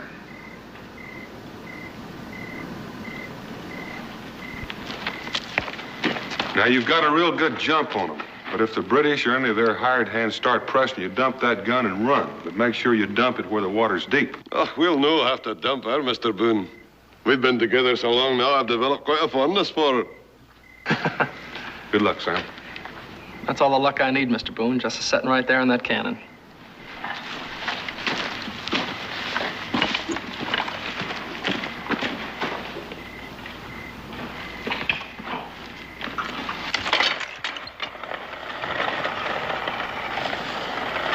We'll see you, Mr. Boone. Have a good trip, man. Aim to, Dan.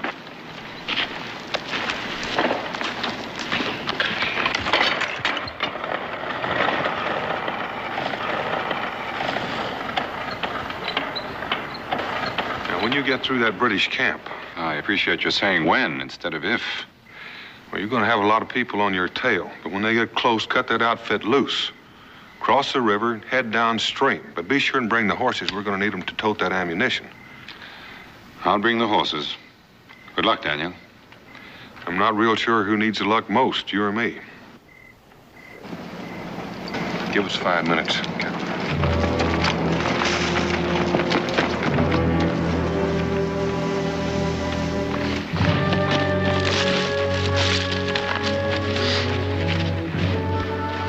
Mr. Boone, I want you to know one thing. For the first time since we started this mission, I have the feeling you just might succeed. Thanks, Captain. Man never knows what he can do till he tries. I'm just beginning to appreciate that. You wouldn't be apologizing to me, would you? I might, if you'll accept it. We still have a long road to go together. I see no reason why we shouldn't travel it as friends. Sometimes it makes the going easier.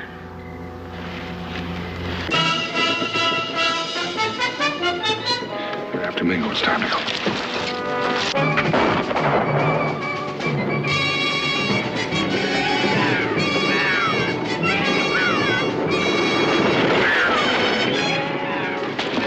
It's the cannon, Mr. Foss. The cannon! You men come with me!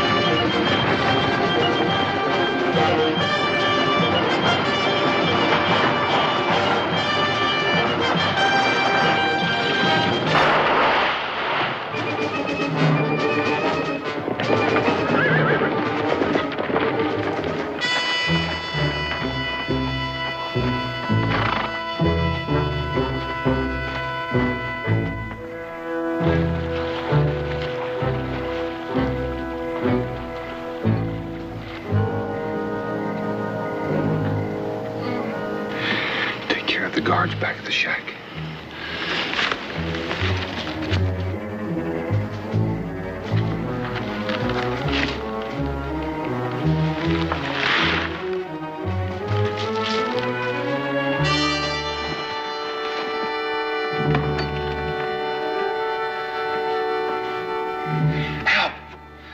Help me!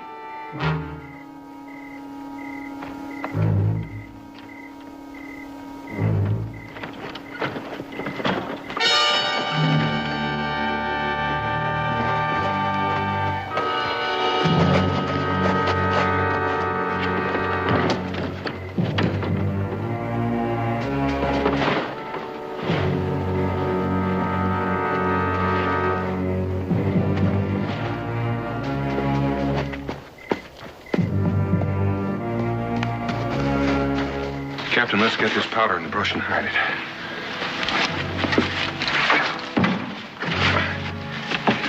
Come on, climb through.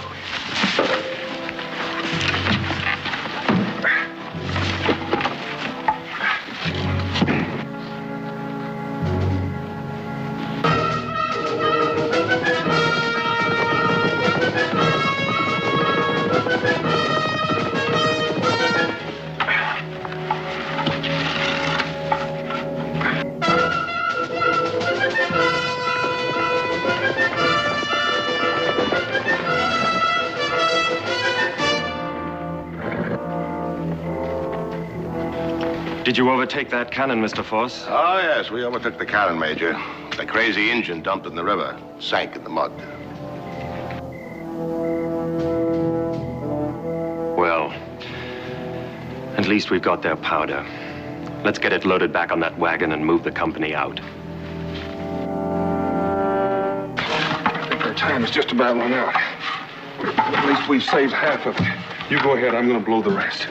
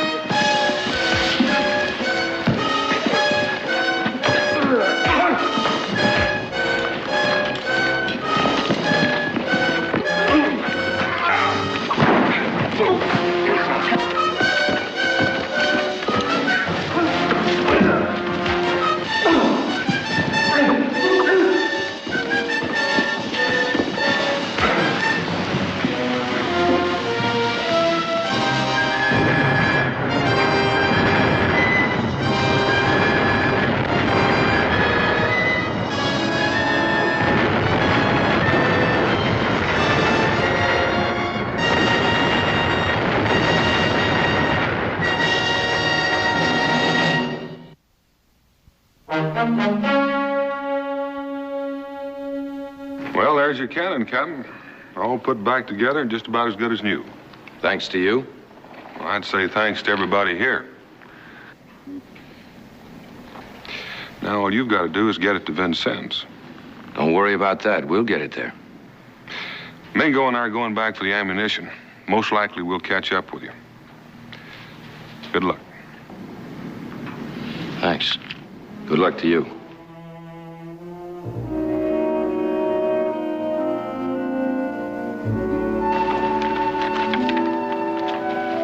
Forward! Ho!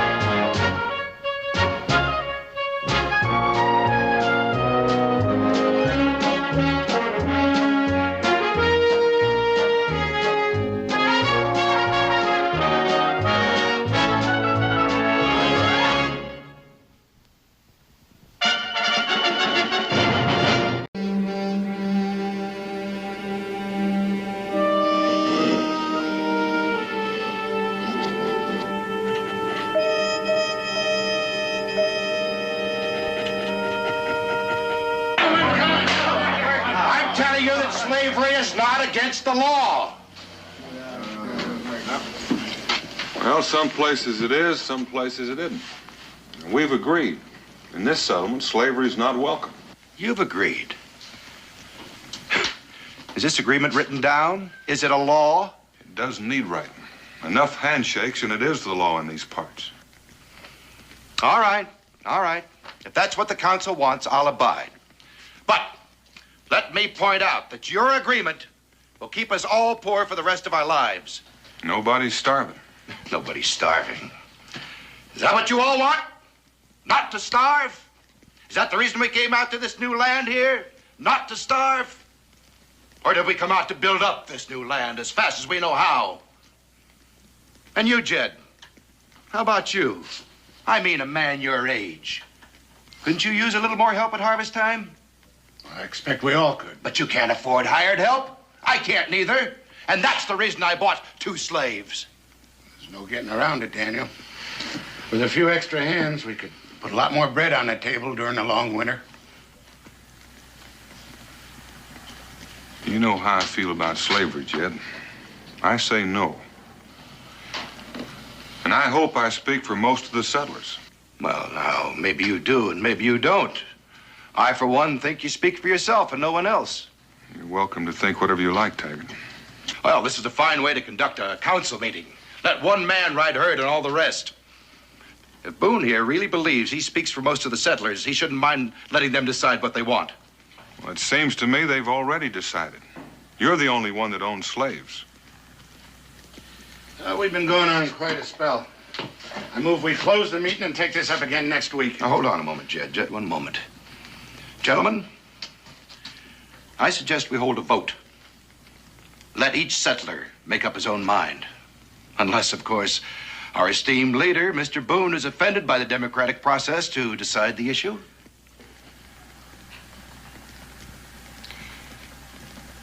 All right, we'll have that vote, Taggart. And if you lose, your slaves go free. Agreed. All members in favor, raise their hands. Adjourn till 2 days from now, when you'll vote.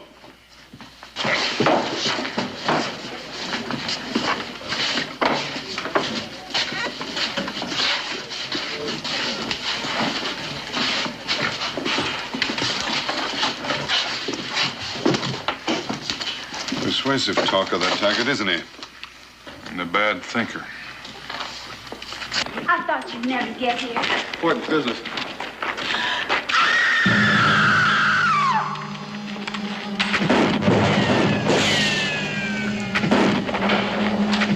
After him! Hold your fire! Now, you'll be a lot better off passing the word and seeing to your own livestock. Mingo and I'll track you. What if it's running in a pack, Mr. Boone? Well, Miss Smith, that's not likely unless it's winter and he can't get anything to eat. Now, don't worry. Come on, Mingo. You know, everything would be simplified if the wolf got Boone instead of the other way around. We'll just wait and see what happens.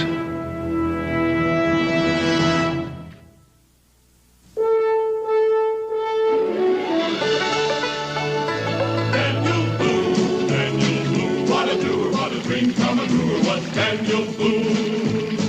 From the coonskin cap on the top of old Dan to the heel of his rawhide shoe, the rippinest, roaringest, fightingest man the frontier ever knew.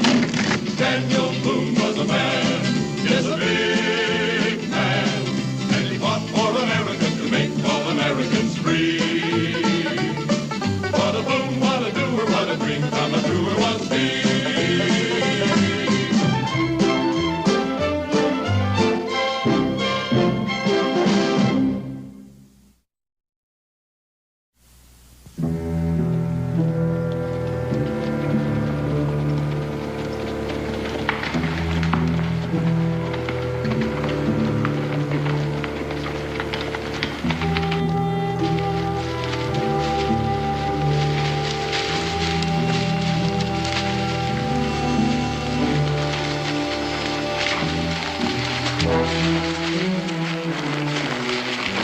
Tracks. Get it going anyway. Mingo,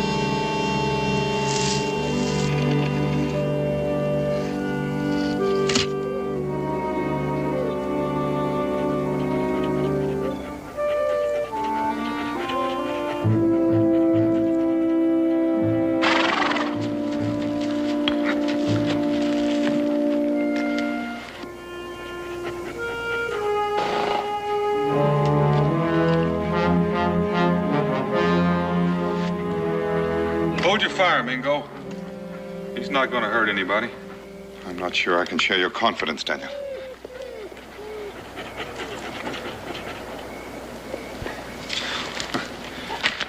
You'd never believe this at Oxford.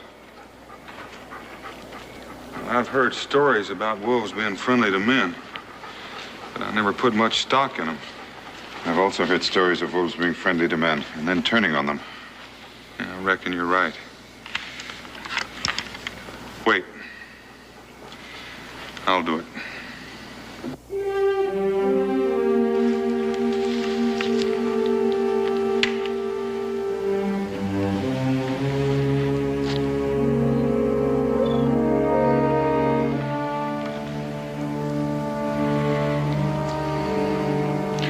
Let's go home.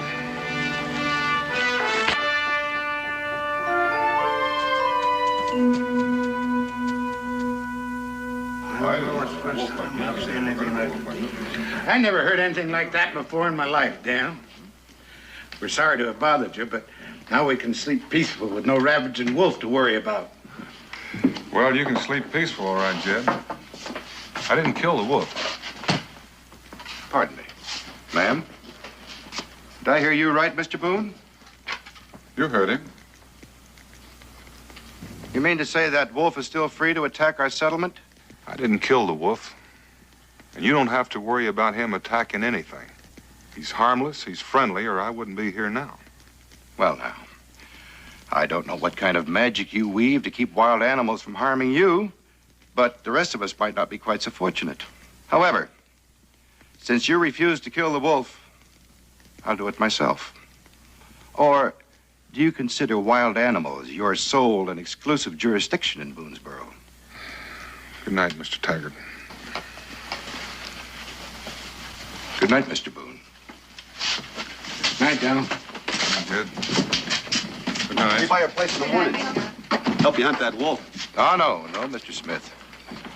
Boone has just handed us a golden opportunity. We'll take advantage of it now. By morning, my popularity should have taken a distinct turn for the better. That Mr. Taggart won't get the wolf, will he, Pa? Well, it's hard to tell, son, but not until daylight anyway. That wolf will be back in the wilderness by morning, Israel. I reckon so. He'd be getting back to his family. How do you know he's got a family? He wouldn't have been that nice to you if he didn't have a family. Makes real good sense. And it makes real good sense to me if you and I fetch in the wood for the night, Israel. You know, there's always something needs doing around here. Go on, young man. Go on. Your chores have to be done.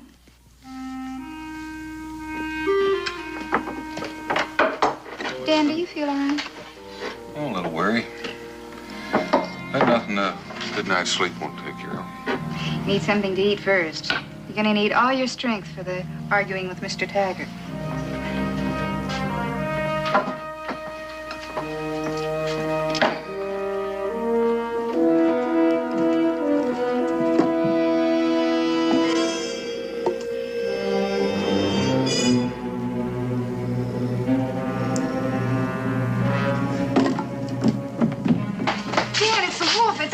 I saw him too, Pa.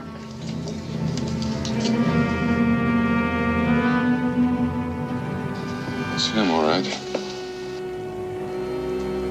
Well, shoot, Dan. He bother you, Israel? No, Pa. You, Becky? No. But what about Israel's pet deer?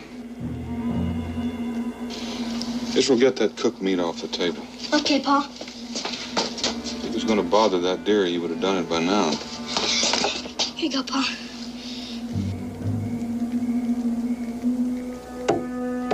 Come on, boy. Come on. Come on, boy. Come on.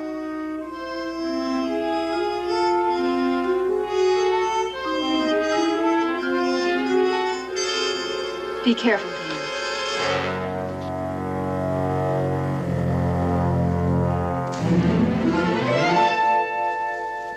Well, we've had enough excitement around here for one day. It's time for all young men to go to sleep. That means me. That means both of you.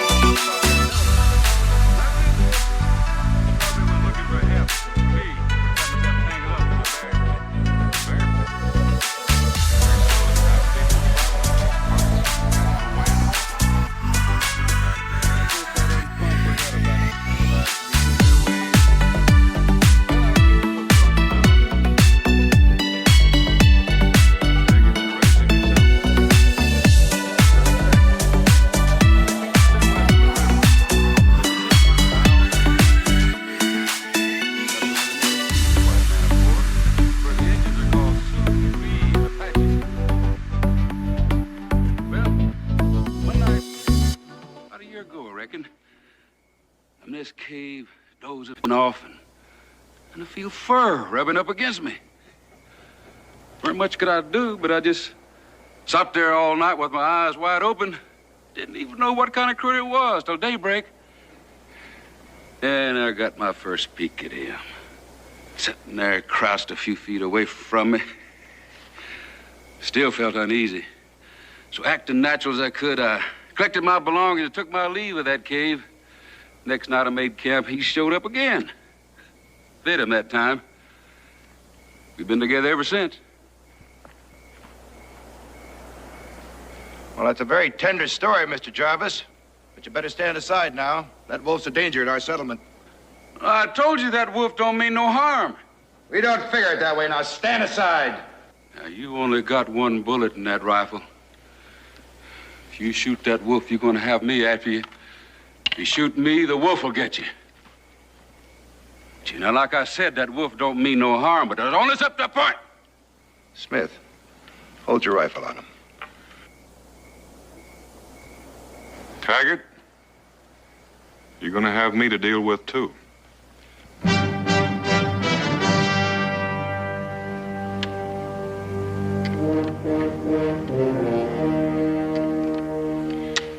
Well, Daniel Boone stands next to a breed and a wolfman from the wilderness instead of his own settlers.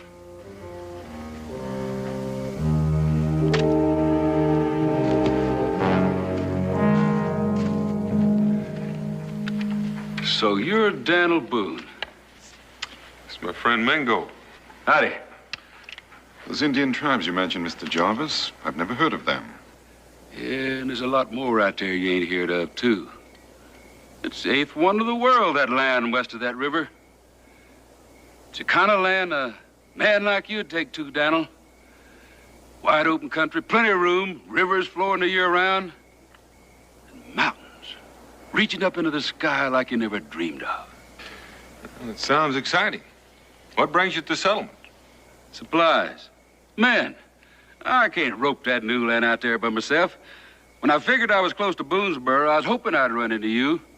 You and me. We're the kind of men the wilderness was made for.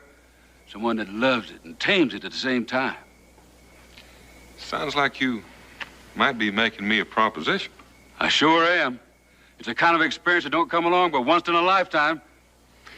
Well, I can't say it doesn't warm my blood, but I got a wife and a family. Daniel Boone, family man? That does come as a surprise. But I don't reckon you'd have the kind of family that holds you back from the kind of work you love. The kind you was cut out for. Nope. But I've got enough to keep me busy right here in the settlement. You don't mean critters like that Taggart that was just here? That's work for boys, not a man like yourself. We'll talk about it later. But you're welcome to stay at my cabin while you're here. And it just could be that one of Becky's home-cooked meals might be as exciting as that new country you're talking about. Yeah, maybe you're right, but I'll decline your invite just the same. Already got me a nice warm cave picked out where me and the wolf would be bedding down. Well, have it your own way, but the invitation still stands. And the same goes for my invite. Much obliged to both of you for your help. Let's go, Wolf. Come on.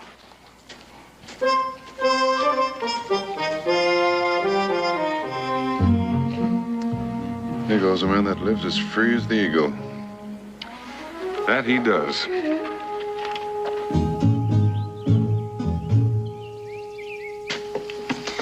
I'd sure like to meet that wolf man, Pa. His name is Jarvis, Israel. Well, anyway, I'd sure like to meet him. Him and his wolf must have had a lot of scary times. Oh, I'm sure Mr. Jarvis could tell you some fine adventures, Israel. But so can your father. You know, Boonesboro was a wilderness when we came here, too. Did you ever live with the wolf, Pa? No. I think our son's going to grow up to be a trailblazer, Dad. Well, he could pick a lot worse things. Opening up new country, it was hard to find a better feeling, knowing that you're the first. Pa, why don't we go back with Mr. Jarvis like he asked you to? Well, Israel, I don't think he had all of us in mind. You know, trailblazing takes a man a long way from home. That wouldn't bother me none. Oh? What about your ma? How do you think she'd feel? Mothers spoil everything. Well, is that a fact? Well, I wouldn't want to disappoint you, young Mr. Boone. Now that you finished your breakfast, you go get your grammar book and do your lesson for the day. Oh, Mom. Now!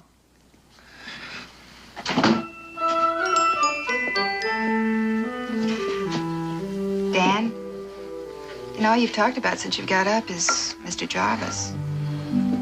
Well, he's a fine fellow, Becky. I want you to meet him. That country he talks about sure sounds big and beautiful. And you'd like to be there, wouldn't you? Yeah, man can't have everything. I've got you, a wonderful family, a lot of good friends. Just the same, if trailblazing's what you want, well, we'll make do somehow. Though I don't mind telling you, Boonesboro suits me just fine. Mothers really don't spoil everything.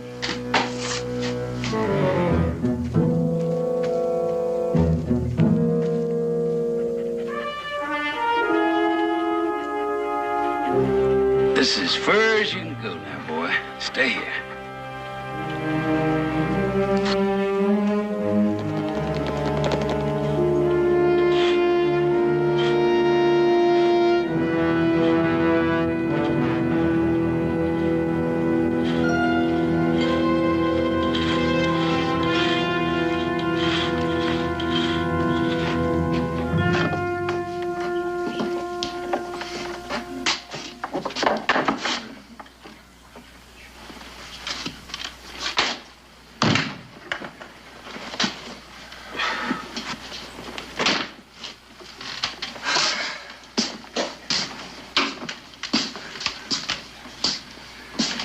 Give me a tankard.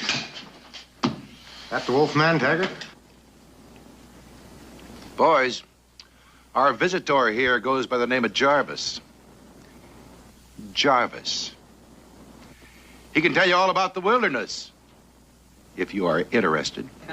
Well, if it ain't Mr. Taggart. Thought you'd be home guarding against that wild animal of mine. I'm surprised you didn't bring him with you, seeing as how human you claim he is. Not human, Taggart. Just a wolf that gets along with people. Oh? You're a man who prefers animals to people, is that it? Some people.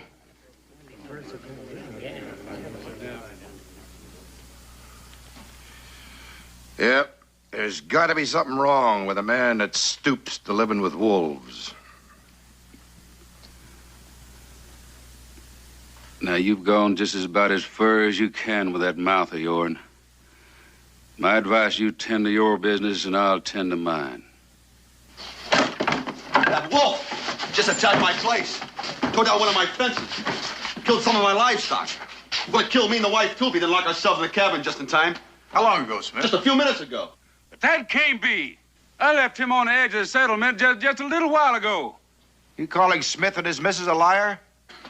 Where do you think you're going? Out of my way. Oh, wait a minute. You don't have Boone to help you now. I don't need no help. You're not going anywhere until you pay, Jarvis. And you're going to pay the hard way.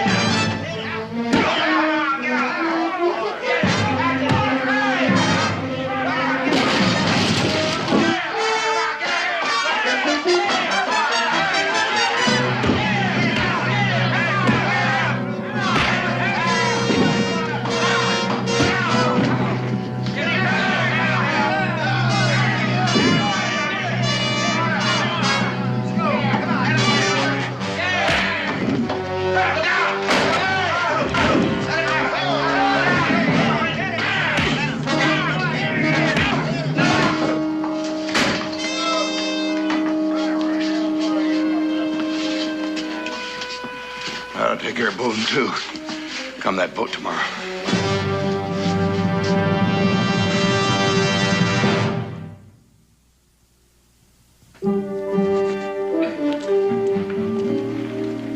Morning, Miss Smith. Morning. My husband's into town for supplies. I hear that wolf put a pretty good scare into you. You should have killed that animal, Mr. Boone. Well, it appears so. But I'm glad nothing happened to you or your husband. What'd he do, just come charging in here? Yes, that's what he done. Well, the least I can do is mend that fence he tore up. Where is it? It's around and back. But my husband, he fixed it before he left. Oh? Well, what about the livestock? What did you lose? Chickens, mostly. It's been kind of you to stop by. Well, I feel responsible. I'd like to make the loss up to you. Oh, you don't have to do that, Mr. Boone. If you don't mind, I'll be getting back to my chores. A woman's work is never done. Have a good day, Miss Smith.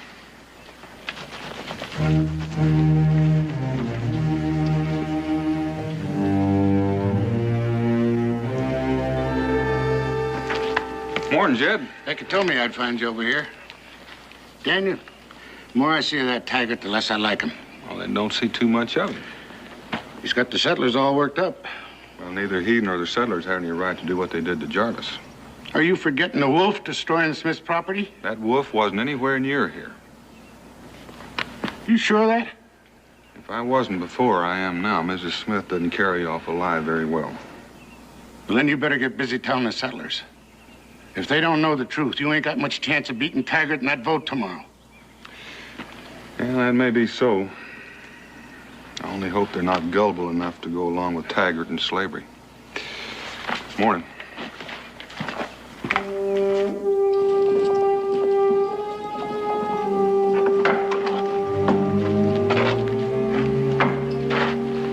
Smith.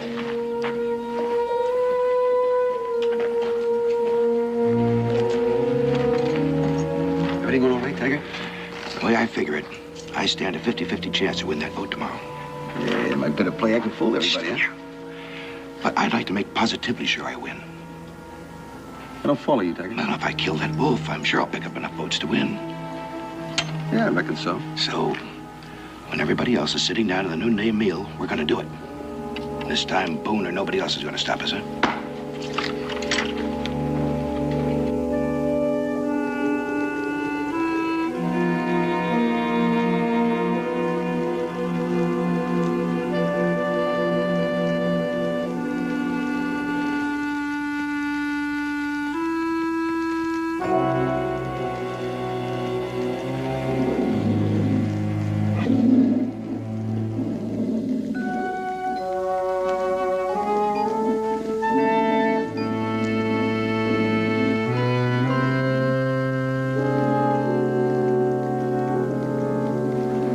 It's all right now, boy. Sit now. Sit.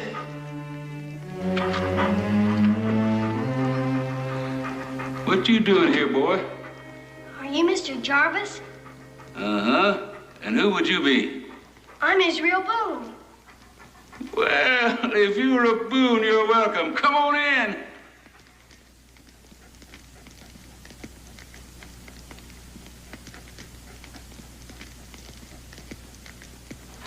You didn't come all the way out here to be scared, did you? Cat got your tongue? Didn't your pa tell you that that wolf liked humans? Uh-huh. But I ain't ever been this close to a wolf before. Well, come on over here and pat him on the head. He likes that.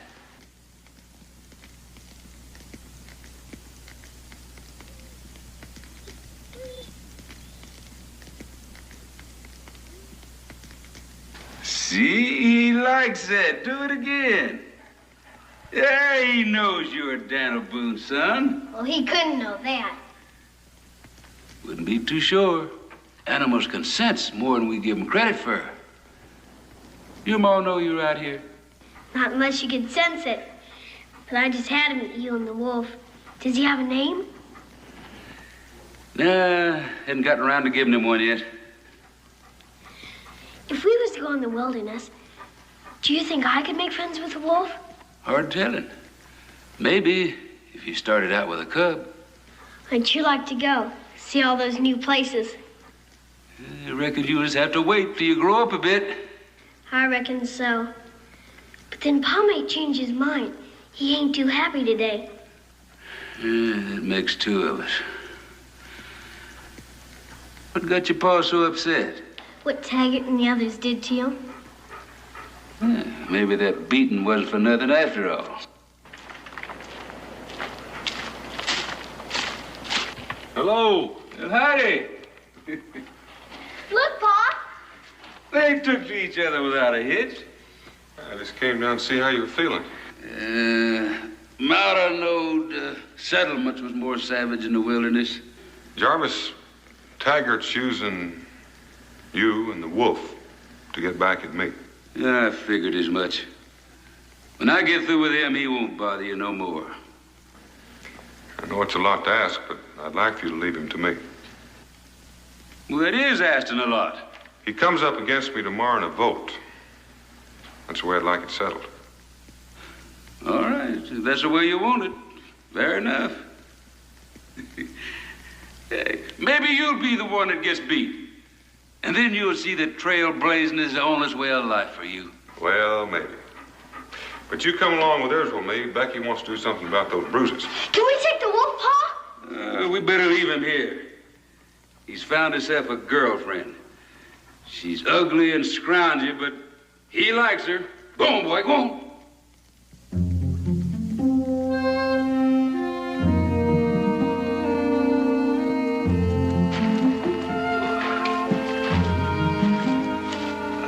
Maybe him and his friend have run away. Well, reckon I had to lose him sometime.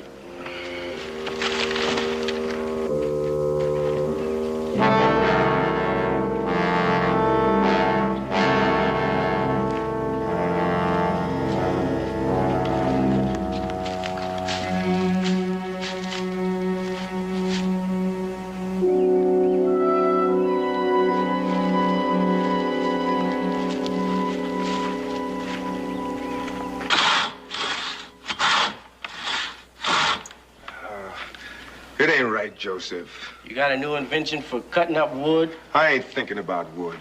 It's Mr. Taggart going after that wolf. I wouldn't worry none about no wolf. But he's a living thing that's loved by someone. Stop worrying about things you can't change. It leads to trouble. Yeah, but still in all, I wonder what Mr. Boone and Mr. Jarvis would do if they knowed. Don't you go fooling around in white man's business. I'm glad you could come, Mr. Jarvis. I'd like to hear more about this new land of yours. Thank you, ma'am. I didn't think women cared much for trailblazing talk. Oh, you don't mind if you're married to a trailblazer. And my husband's thinking along those lines again. Now, Becky, You think I don't know what you're feeling? I reckon she does at that. You'd like it out there, ma'am. Nights are clear, the weather's dry. And there's mountains. You can see for miles in the distance. And you can never feel lonesome with a mountain before your eyes. And they got an animal out there they call the buffalo. It's gonna change this country one of these days. What's a buffalo? Well, it's bigger than a cow and stronger than an ox. It's got horns twisting out of its skull. And there are millions of them. You're making it sound mighty uninviting to a woman. But, Ma, that's the whole fun of it. All those strange animals. Reckon us wilderness lovers have got you outnumbered, Becky. It looks like you do. But tell me this. If you fine, strong men are out chasing new trails, how are the settlements going to grow up and become regular towns? Well, midwife in a settlement's a job for women. Oh, is it now?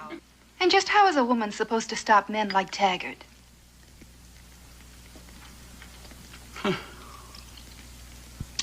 You got yourself quite a woman there. Mend up a bruise, cook a scrumptious meal, and argue like a... I bet you she could argue the horns off of one of them buffalo. You better watch out, Jarvis. She's going to convince you that you need a wife. No, necessarily. Not me. I'm not the settling down kind.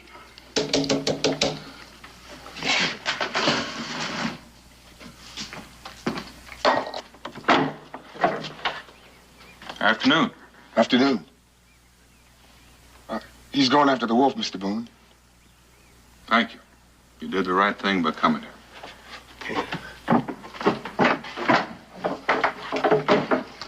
Jarvis, you and I have got some hunting to do.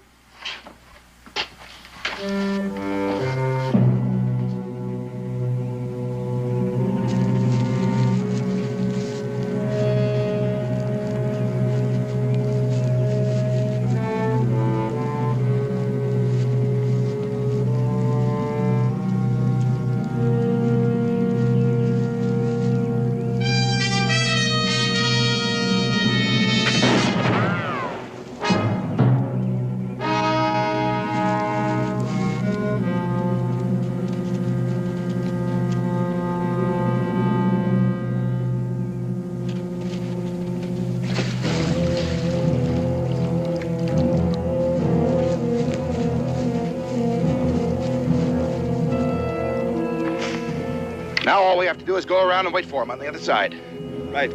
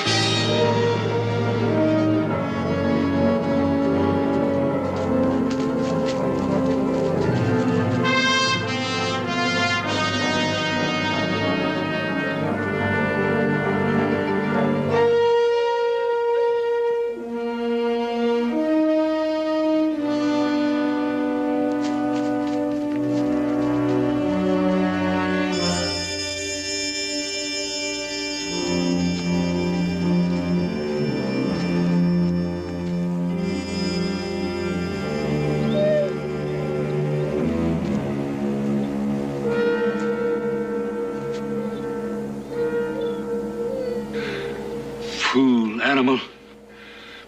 All that running did was to pump more blood out of him. Can't have much use for humans now. Not even you, Jarvis. It's my fault. Should have known better than to civilize him. He was born a wild thing. And a wild thing, he should have stayed. If you touch him, she'll attack. Easy now, gal. I just want to take a look at him.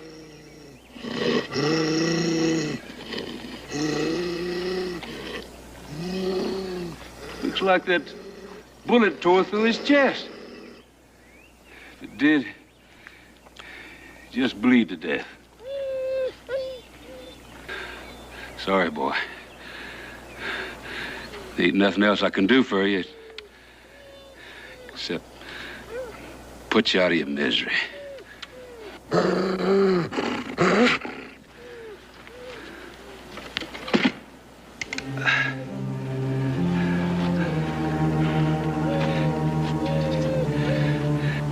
If you kill him, we're gonna have to kill her too. Here, take my knife. See if you can cut that bullet out. If it didn't enter the chest, the bleeding might stop.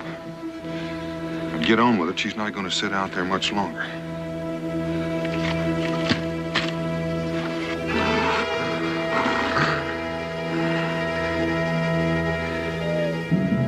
Now, boy. Easy now. Easy. It's gonna hurt a little bit, but I'm trying to help you. Easy. Got it. Easy now.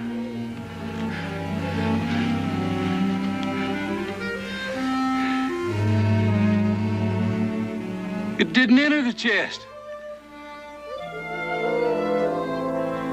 Try to bandage it if you can.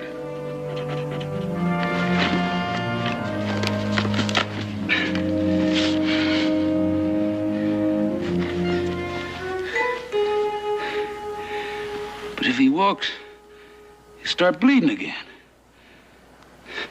Maybe this'll help.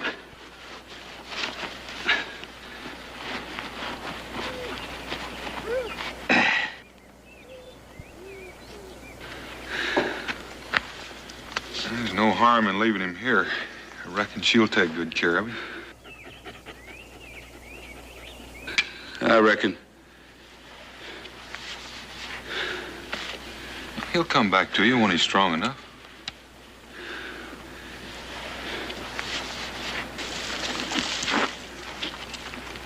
Daniel, you go on ahead. I think I'll sit here a spell and make sure he's all right. I'll be at the settlement if you need me. You already done more than enough. I'll take care of the rest of it.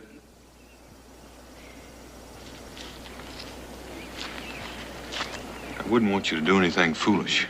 Killing Taggart ain't foolish. Makes all the sense in the world. Jarvis, I asked you to let me handle Taggart my way. That was afore he shot my wolf. Look, he's mean and ambitious. But Taggart doesn't need killing.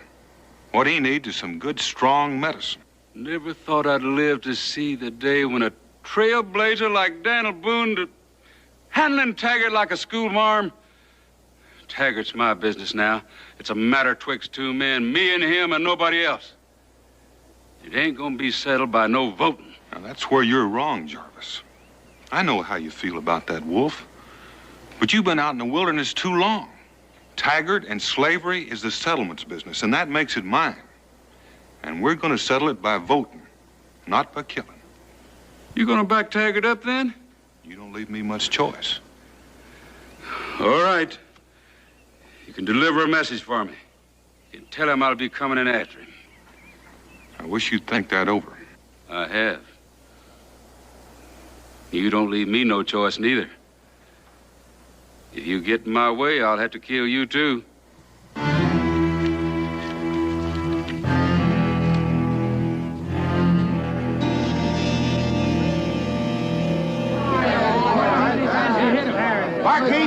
Barkeep, drinks for everybody.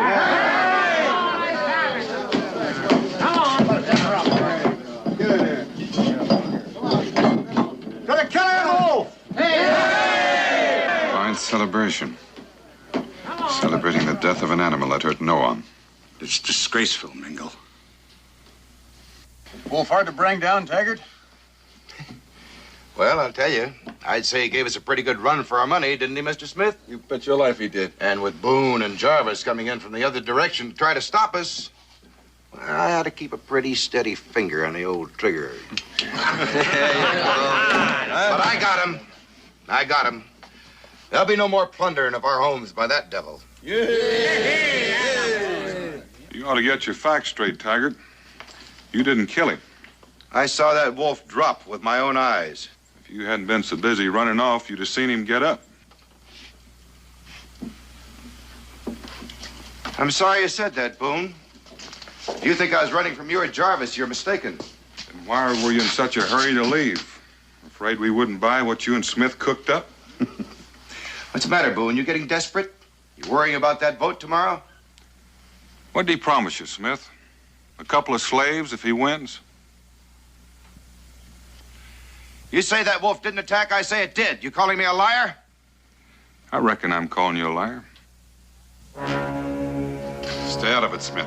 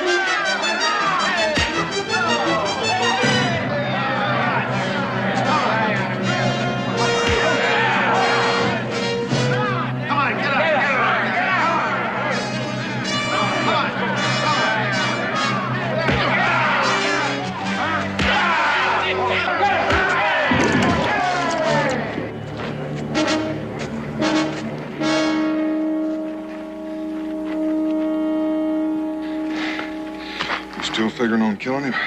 Shape you're in, you couldn't stop me. You wouldn't want to try it and see.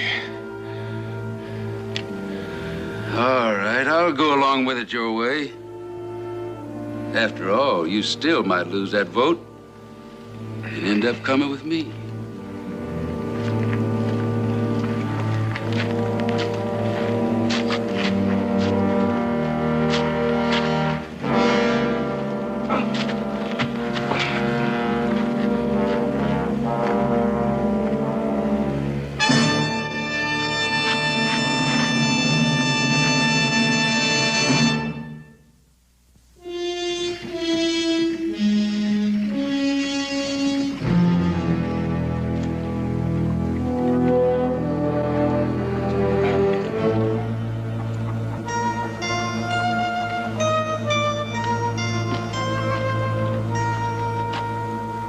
Ain't the vote counted yet?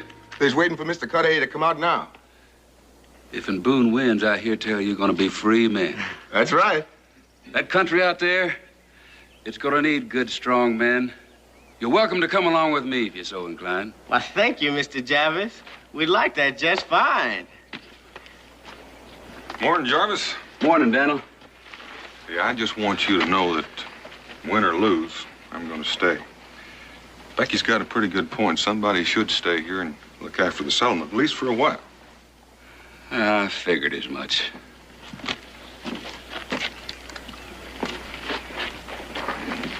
The vote count reads 57 for Boone and 5 for Taggart.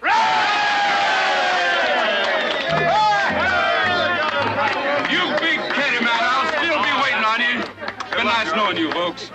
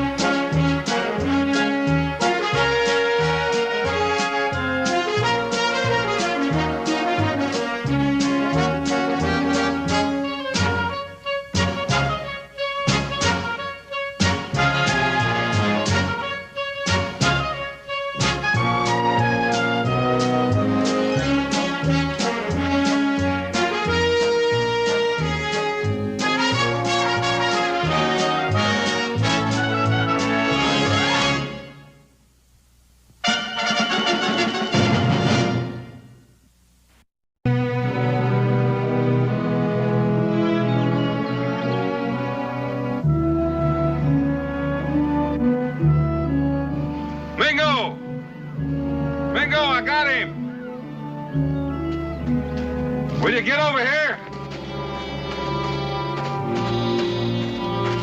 What is it? Now, you just stay put, Grandpa, and mind your manners. You just stay put, old boy. It took a little doing, but I got him.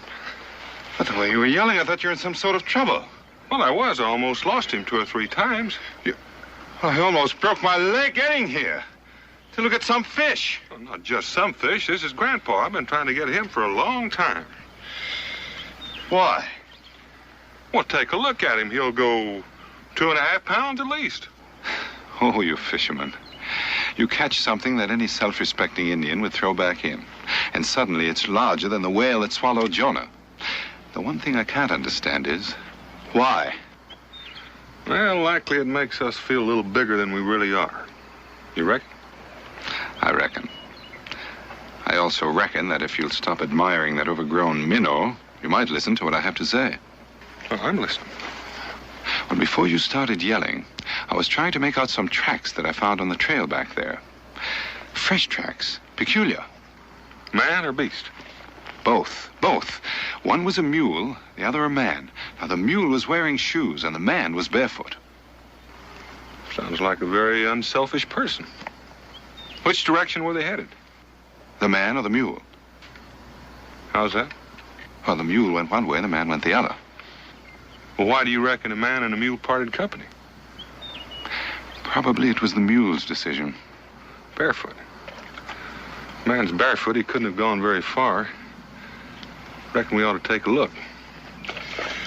Grandpa, I'll be back for you another day.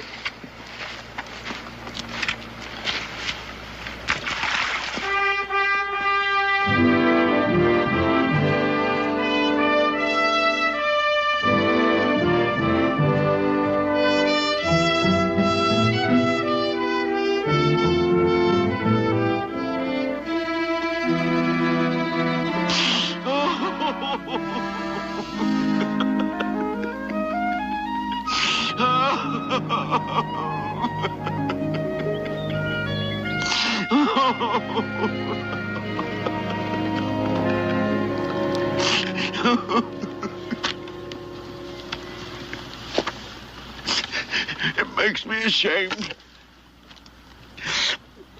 I haven't cried out loud, that is, since I was a young one. Well, I have young'uns, and whenever they cry, I always ask them where they hurt. I reckon that's what I'll have to ask you. I'm past feeling any hurt. They're gone. Most likely dead by now. Well, who's gone? My dear wife and my boy. Carried away by those murdering devils. I've looked, and I've looked, till I'm worn out with looking. But I've got to find them. Alive or dead, I've just got to find them.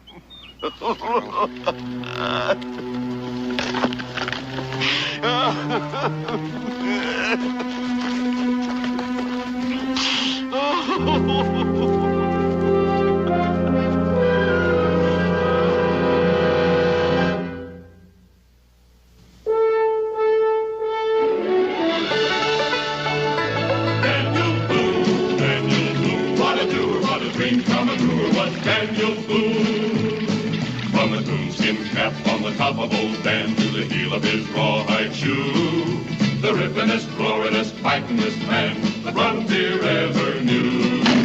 Daniel Boone was a man, yes, a big man, and he fought for America to make all Americans free. What a Boone, what a doer, what a dream come truer was he.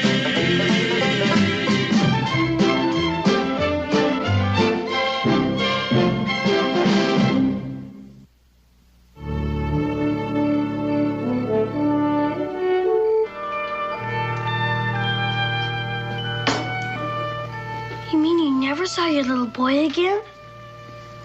Never saw him again. He was just about your size, too. Very manly lad, my little Freddie. Gee, that's a terrible thing. Pa? Yes, Israel? What would you do if you never saw me again? I'm afraid I wouldn't do very well. Would I, Becky? No, you wouldn't. And neither would I. I just wish I could say something to comfort you, Mr. Ledbetter. Well, you could call me Jasper. The only Mr. Ledbetter I ever knew was my pa. Are you sure those Indians were Delaware? Well, being from the East, I don't know my Indian tribes like you people do, but we was traveling through what I understood was that territory. Wasn't much time for introductions, you understand. They just surrounded our wagons, and the last thing I remember was getting hit on the head. When I come to, there they were, 4 men lying dead, and my wife and my little boy gone. I buried the dead and started looking for my family. Those Indians must have carried them off. They must have. But why? Considering they didn't even take time to lift your scalp. Well, my wife's a very pretty woman. I know it's hard to believe a homely old man like me, but my Lucy's as pretty as... As pretty as my ma? Well, Lucy's a bit older, but she's still as dainty as a little doll. She has a lovely hair, sort of a pale yellow color of wheat when the sun shines on it. And her voice is soft. So soft you have to bend down sometimes to hear what she's saying. Maybe one of those Indians is partial to yellow hair.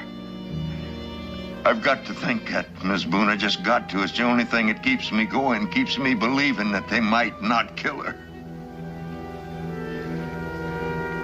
First, I'd hope that she and little Freddie got away. You know how you hope. But then, if they had, I'd have found them. Jasper, where did you pick up that mule? That fool mule. I got him in Maysville. I should have bought me a horse, but the man in the stable says, thing to get is a mule. I reckon he had one he wanted to get rid of. Took all the money I had. Looking back on it, I'd like to poke that man in the nose. And come to think of it, I'd like to poke that mule in the nose, too. You know, it's the only animal I ever met that didn't like me. He didn't like me from the start. I could tell by the way he looked at me. You know what he did one night while I was sleeping? What? He ate one of my boots. That's how come you found me barefoot. My feet haven't been warm since. Why don't you move over there by the fire, Jasper, and warm them up? Here's we'll get that chair.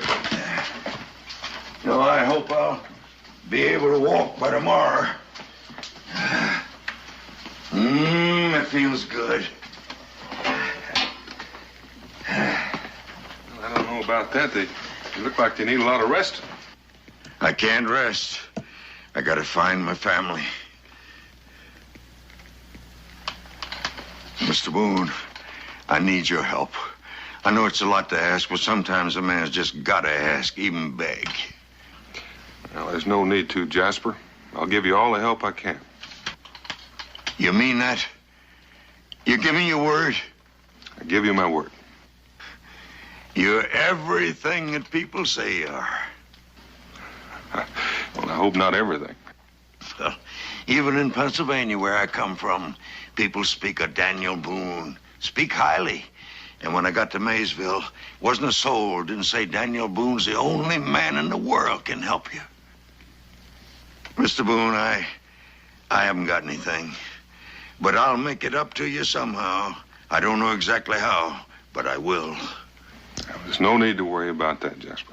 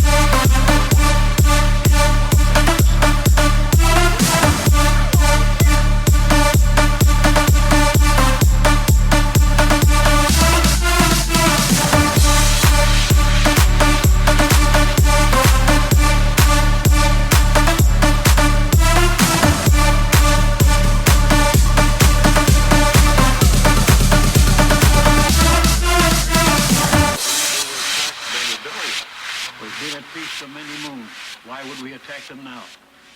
Well, I was hoping you had. Your hope is fulfilled, my son.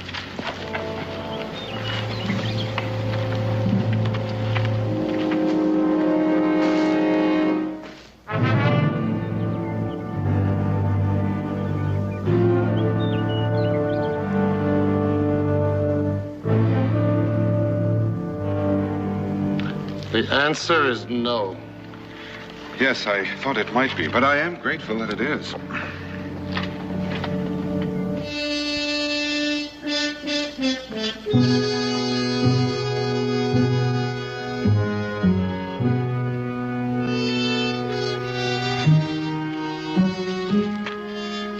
I beg your pardon, stranger. Have you seen a lady with pale yellow hair and a little boy named Freddie? Nope. I regret to say I haven't. Stranger? Well, neither have I. I traveled almost as far as the headwaters of the Muskingum, and I accomplished nothing, except perhaps to make several persons rather angry. I did a good deal of that myself. Daniel, I'm beginning to think that you and I have been sent on a fool's errand. Glad to hear you say that. I don't like feeling foolish all by myself. Jasper claimed he was attacked somewhere near Maysville. You did talk to the people there. No one knew anything about it. Yes, and unless everyone is lying, no one in the Delaware Territory knows anything about it. I find that very curious. Jasper was addled, confused. He was hurt, grieving for his wife and his boy. He must have made a mistake because he was confused. Mightily confused. Between the two of us, we've tracked for miles and miles. If Jasper's wagon had been attacked, there would have been some trace of it, and yet we found nothing. And where are the graves of the 4 men he buried? If there had been a massacre, someone would know. Well, you'd think they would. On the other hand, why would Jasper bother to lie about it? The answer to that would be very interesting. Well, there's only one way to find out, Mingo. Let's go home.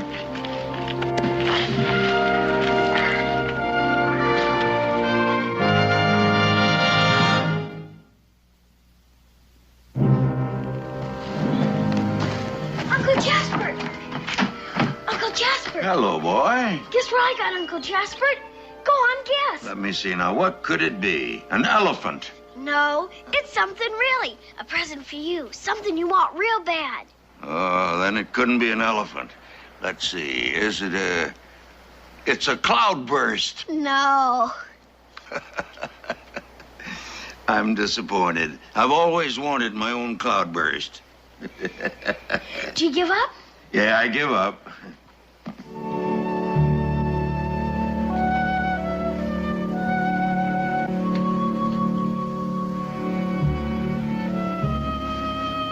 Well, sir, I'm beholden to you, Israel. Go on, try them on. They'll fit, too. How do you know they will?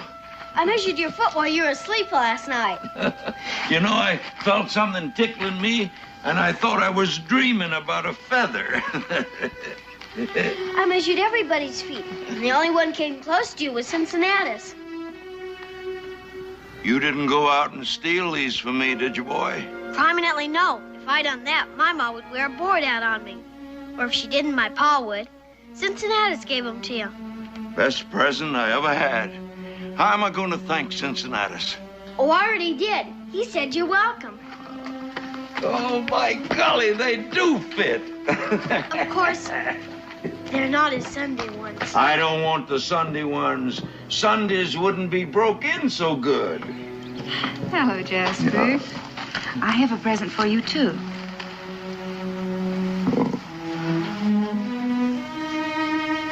Miss Boone, this is a beautiful shirt. Well, it's warm. And so are you, ma'am. And so is the whole Boone family. Warm and kind. Well, you just wait. When my pa gets back, I bet you he'll have a present for you, too. Come on, son.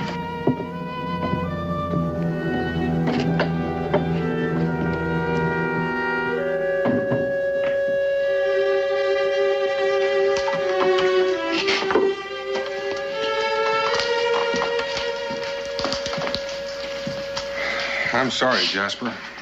I couldn't find a trace of them, neither could Mingo. Israel, I think you should go out and play a while. Oh, Ma. I can tell you one thing, though. It wasn't the Delaware that attacked your wagon. I'm afraid he's right, Mr. Ledbetter. Well, maybe not. But like I said, I don't know one Indian from another, but they were Indians. Can't you remember anything about them? How they dressed, how they talked? Well, they didn't talk. They just whooped and hollered and carried on like Indians. Let's not go over all that again. I'm beholden to you for trying, Mr. Boone. You too, Mingo. Just wish there was something I could do, something I could give you to show my appreciation. But like I said, I haven't got anything now. Except this. I forgot I had it. Wish you'd keep it as a sort of remembrance. Where did you find this, Jasper?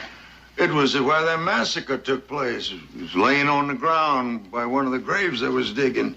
Indian dropped it. I don't know how I happened to pick it up. Is something the matter? That's a rather strange thing for an Indian to be carrying at the time of a massacre. Well, what do you mean? That's a peace pipe. A peace pipe?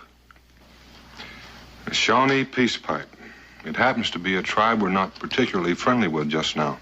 You could have saved us a lot of traveling by showing this to us before. Never crossed my mind, Mr. Boone. Does that mean that now there's no hope for my wife and my little boy? I wouldn't say that, Jasper. The Shawnee have been known to take women and small children captive. What I don't understand is how that got there. You mostly see them at council meetings, maybe a burial ground.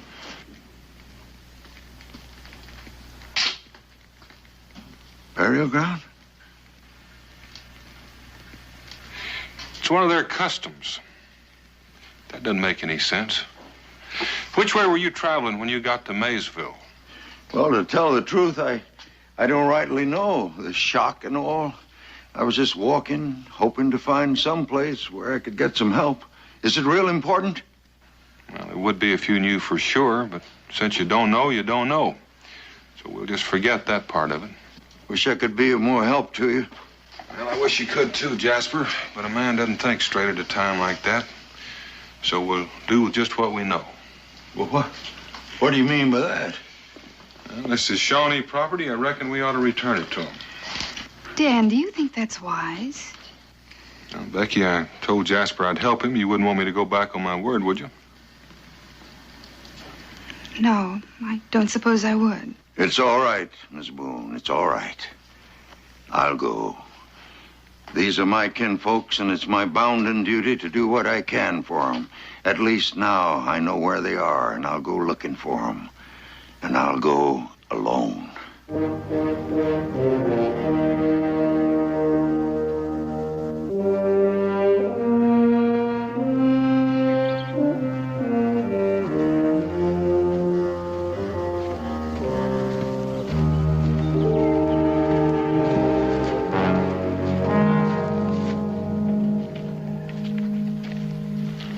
Feel any better? Well, my feet hurt, but that's nothing new for me. Not that I'm complaining. Well, Daniel told you, Jasper, there's no need for you to go. Oh, but I do need. It's my wife and my boy. I'd have gone on before, except then I couldn't even walk. Well, we know that, but we're not sure what we're going to find. If we find anything.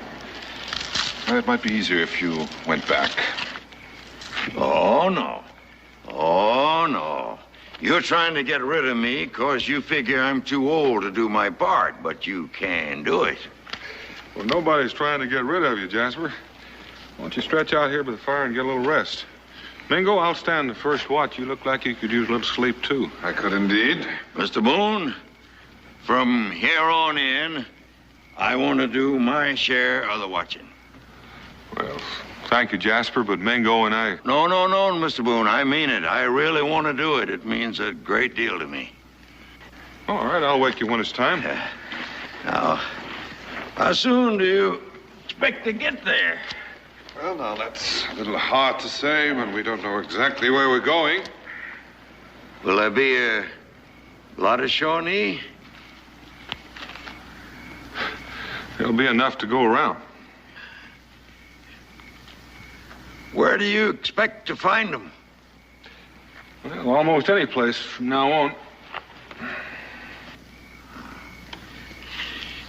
Mr. Boone. Mm-hmm. Fellow once told me that no matter how far away they were, the Shawnee Indians always carry their dead back to their own burying ground. Now, is that a fact? They usually try. That's very interesting. Don't forget to call me when it's my turn to watch. I won't forget.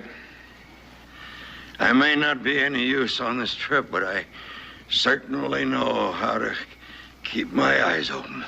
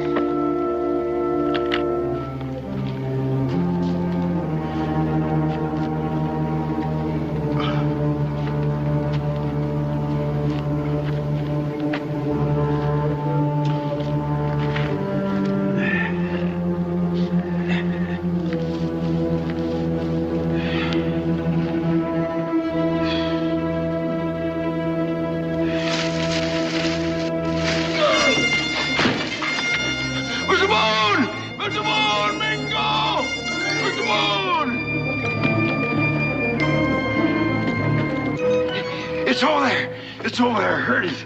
It's a tiger, a panther or something. It's right over there. I'd go myself, but I dropped my gun accidental. It could be a...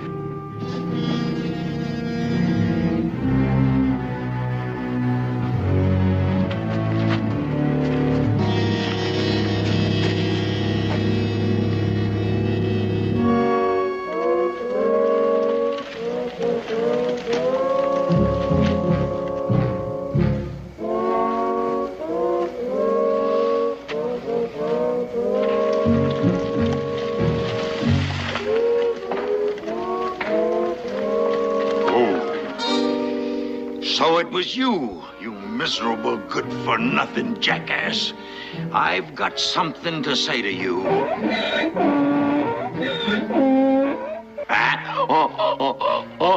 To you, too.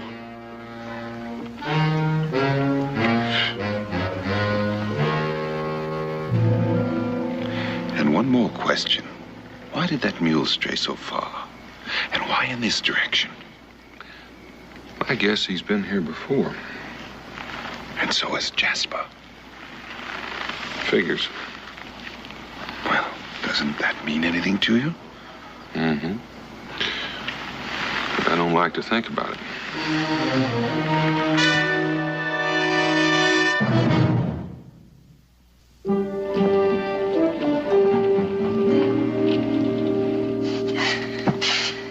The first thing you gotta do, Becky, is just relax. Daniel's all right. Of course, I would have been a lot happier if he hadn't gone. But then we can't be laughing and smiling all the time, can we? Because if we was, we wouldn't appreciate good things when they come, would we? What I am trying to say is I sure wish he'd get back. Oh, there are times I wish Dan wasn't such a man of his word. Well, then he wouldn't be Daniel Boone, and you wouldn't like that neither. You're right. I wouldn't like that. Well, now then, what's your list? What you out of? Sugar, salt? Oh, I don't need anything Cincinnati's. I just hoped there might be news from someone riding through. Well, now, you just relax yourself, Becky. I'm expecting Ben Clark from Salem. I sent him for some supplies, and you can't tell. Maybe he saw Daniel. I didn't see him, and I didn't look. I got held up by two of the meanest critters I ever seen in my life. You know, you almost lost me. If it hadn't been for my passengers, I don't think I'd be even here to tell the tale. Passengers? I sent you to Salem for supplies, not to start a stagecoach line. Well, there's no harm in being kind, is there? It was one of the smartest things I ever done in my life. Yes, sir, that young fella, he stepped in, and he grabbed one of them critters by the leg, and his ma stepped in, and then she hit the other one over the head with her satchel. His ma? Yeah, I never seen anything like her. I do admire a strong woman. Just as long as I ain't married to her. I said to her, anytime you want to ride, you can hitch onto my wagon, Mrs. Ledbetter. Did you say Ledbetter? I said, Mrs. Ledbetter, I'm going to tell everybody in Boonesboro what you done. Mr. Clark. There may even be a reward out for catching them men the way you did. Mr. Clark, where is she? Who? Mrs. Ledbetter. Well, now, there's no need to get mad. I was just trying to tell you what I was trying to... Where is she? She's right here. That's what I was trying to say. I'm Mrs. Ledbetter, Lucy Ledbetter. And this is my son, little Freddie. You were shouting my name. Something wrong? Yes. Yes, there is. Better let me take over, Becky. You wouldn't by any chance be related to a man by the name of Jasper Ledbetter, would you? Only by marriage. Why? Do you know Jasper? We know him. Well, why are you looking at us like we're ghosts or something? Oh, I'm sorry. But in a way, it's as though we were looking at ghosts. You see, we were told you were captured by the Indians. Well, who told you that? Your husband, that's who. Jasper Ledbetter. That sounds like Jasper. But why would he tell such a preposterous story? Oh, it's a long tale. But if we could sit by your fire, and if you happen to have a cup of hot rum handy... Of course, you must be cold and tired from your trip. Hungry, too. I might as well tell you right off, I haven't any money. I don't know how I'll ever repay you for your hospitality. Well, you could start by telling us why your husband set out to hoodwink a lot of us. Well, knowing Jasper, I figured he found out he couldn't do it by himself, so he came here for help. And because he knew that Daniel Boone was the one man could get him into Shawnee country. Well, if you and your ma ain't captives, then what's he lost out there in the Shawnee Territory? Oh, it's not what he's lost. It's what he expects to find. Gold. Gold? Gold? Yeah. I never heard of gold being found in the Shawnee Territory. Oh, it wasn't found there. It was carried there. You see, Bert Gowan, he's an old friend of my father's, struck it rich someplace out west. Well, he was headed home when the Shawnees jumped him. So he hid the gold and rode his pack mule out. Well, where's this, Bert Gowan feller now? Well, he's looking for my father, I imagine. You see, Bert made a big mistake. He trusted Jasper. He made a map of where the gold was hidden and he showed my husband. Well, Jasper was gone before daybreak. So was the map, and so was Bert's mule. Did he mention where the gold might be hidden? All I know is it's somewhere in Shawnee burial ground. A burial ground? That's what Bert said. I don't suppose Jasper ever figured I'd follow him out here. But if he finds anything, I'm going to see that Freddie and I get it. Well, you're not going to get anything, Mrs. Ledbetter. Dan won't go near that burial ground. Why not? Because he wouldn't desecrate it. To the Shawnee, that's sacred ground. Oh, Mrs. Boone, nothing's sacred to Jasper Ledbetter. He's going to get your husband there some way, because he's going to trick him, just like he tricked you all before.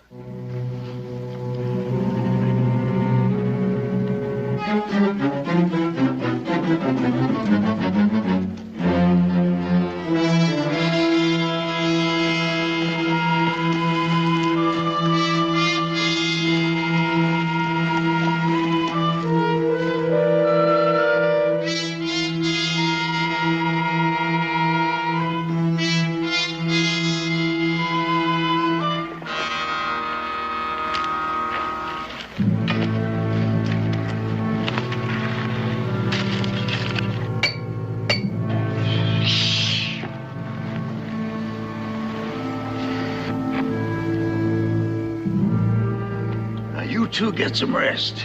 I'll stand watch. I want to feel I'm doing my share after all you've done for me. I'm wide awake tonight. You got no cause for worry. Jasper, this is Shawnee country. If you must yell for help, we'd appreciate it if you'd yell quietly. Yeah, if I hear anything, I'll whisper.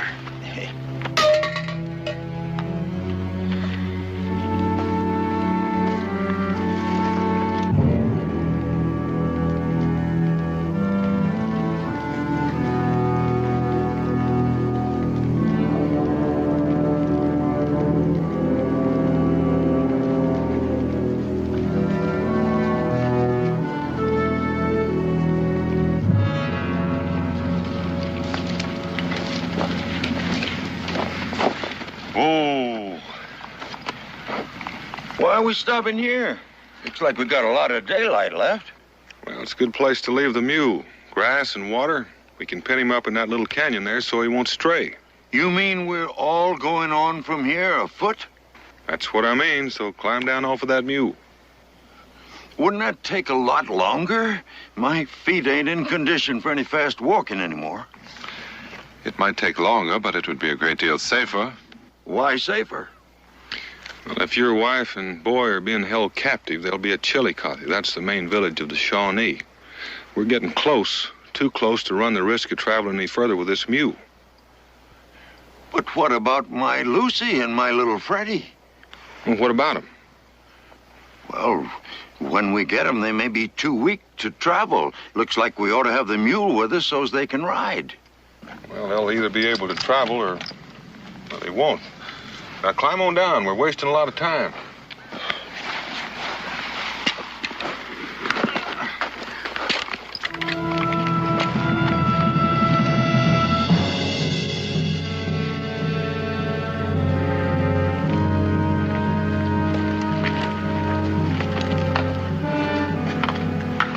Shawnee burial ground. What are the spears for? Well, they're war lances. You might say they're warning to keep out. And I suppose they're dead bodies up on those platforms, huh? Yes, they're on the platforms so that the dogs and wild animals can't get at them. Beside each warrior, they place his bow, his shield, his knife, pipe and tobacco, flint and steel, food. Food? Yes, food to last until his soul reaches the spirit land. Not very civilized, huh? There's the country. The Shawnee village is about 2 miles from here. I reckon we ought to circle and backtrack if we're going to get there by dark. Circle? Couldn't we just walk right on through? I reckon you could, but chances are you'd end up as dead as everybody else in there. Mr. Boone. Mr. Boone. Do you suppose there are any caves in there anywhere? Well, I reckon there could be. Why? Well, you see, it's this dream I had. Now, ever since they took Lucy and my little Freddie away from me, I've had this dream that they were tied up in an old dark cave. Now, maybe it's a sign. Maybe they're in there in a cave. That'd be the last place they'd keep them. This is sacred ground. Well, couldn't we sneak in and make sure there's nobody around to stop us?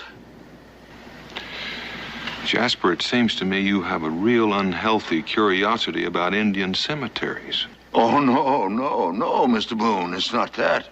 I've got as much respect for the dead as anybody. Well, I thought if we just walked in and looked, it would ease my mind. Yes, well, it might ease your mind, but it wouldn't be so comfortable for the rest of you.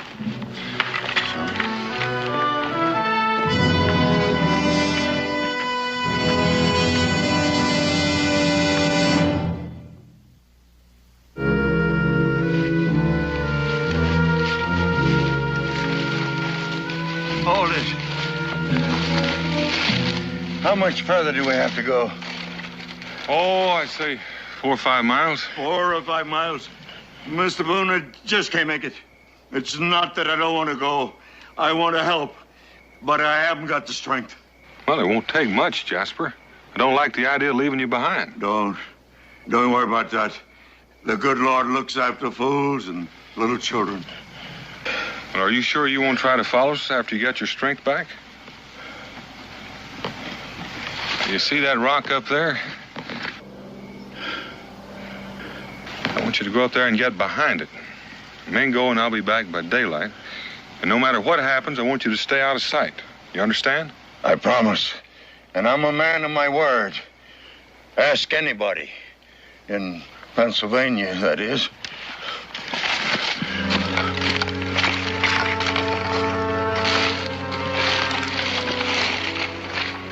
Right now, that'd be a little inconvenient.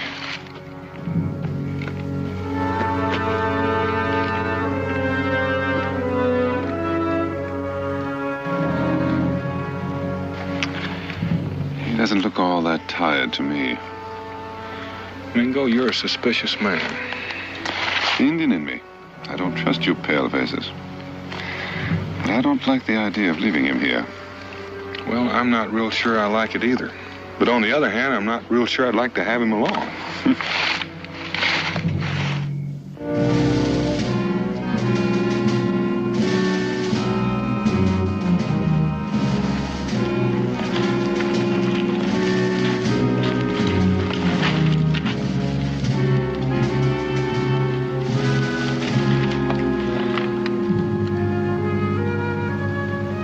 Well, shall we start searching singly or together?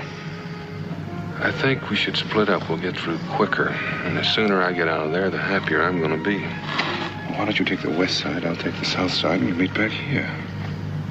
If I'm not back by daylight, don't wait for me. And try not to trip over anything. Yes.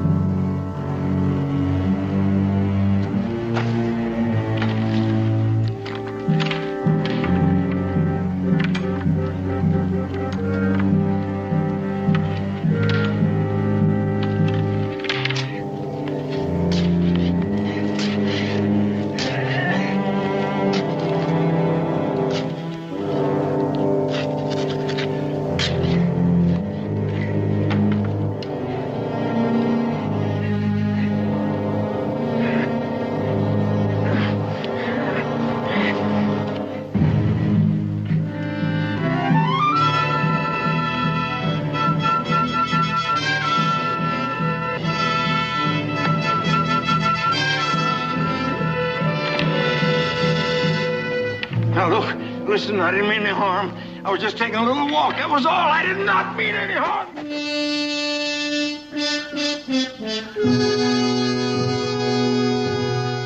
Hey, Jasper, come on out. We want to talk with you. Jasper!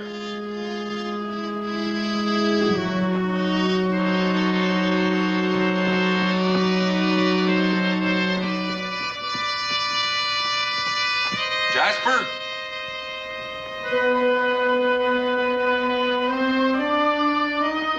Jasper! What do you think, Mingo? I'd like to think he's gone back to Pennsylvania. I'm sorry, Daniel, but I felt there was something wrong right from the beginning, and now I'm certain of it. He's not looking for a wife and child. It's something else, and whatever it is, he wants it badly. I know. I felt that way myself. I was getting mighty fond of old Jasper. I remember once you had a pet deer, Daniel. You grew mighty fond of it, but when it reached its full growth, it almost killed you.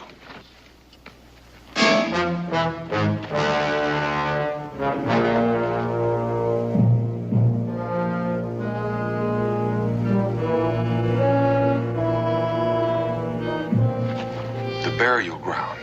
That's where he's been. You know what they'll do to him? And he probably deserves it. And I reckon I can't stand by and let it happen.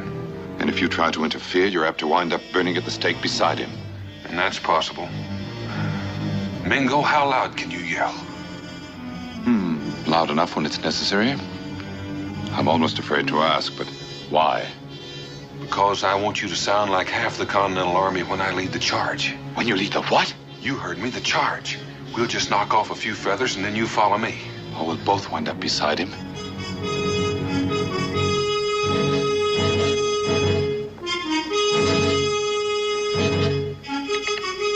Now. Charge! Follow me!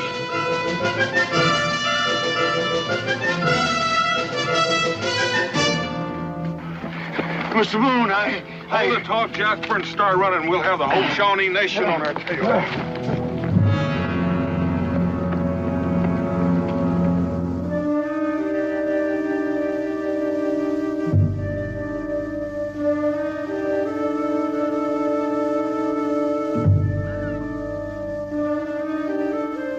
Before I go to the happy hunting ground, Mr. Ledbetter, there's one question I'd like you to settle in my mind. Why did you send us after the Delaware when you knew it was the Shawnee you wanted to go to? I needed time to rest. I was too worn out to travel then. I was worn out from walking. I've always hated walking. I never thought I'd be walking to my own funeral. But considering what I did, I don't deserve any better. But you and Mr. Boone, I did this to you, and there's no way to undo it. That, Mr. Ledbetter, is the one thing that you've said that happens to be true. Get him behind the rocks. Here they come.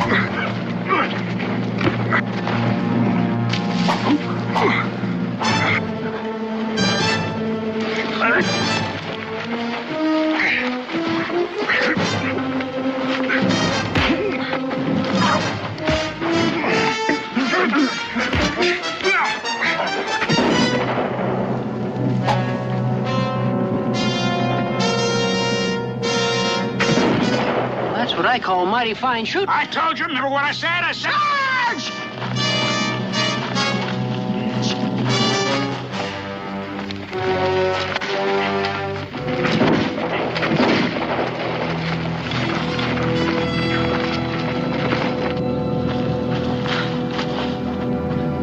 Jasper Ledbetter. Lucy. That's Lucy? That's Lucy. That's little Freddie. Why, I'm surprised at you, Mingo. I'd know Lucy Ledbetter and Freddie anywhere, just from Jasper's description.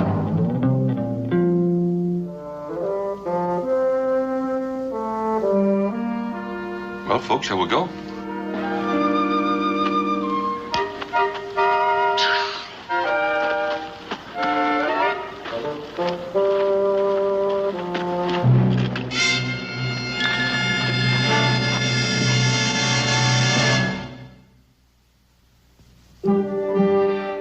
But Lucy, if you just listen, I told you I did it for you and little Freddie so you could have all the things I was never able to give you before. Jasper, you talk too much. You ain't never done anything in your life, except for yourself. Mr. Boone, since you're the one that's been hurt the most, I'll leave it up to you to name what Jasper's punishment should be. Well, Ms. Ledbetter, do me one favor, if you would, please. Take him back to Pennsylvania and keep him there. I'm afraid I might start liking him again. You don't have to worry about that, none. I'll see that we don't get back away from us again. Lucy, if we go back to Pennsylvania, Bert Gowan is apt to kill me. I wouldn't be surprised. But at least he'll get his mule back. Come on, Freddie. Jasper?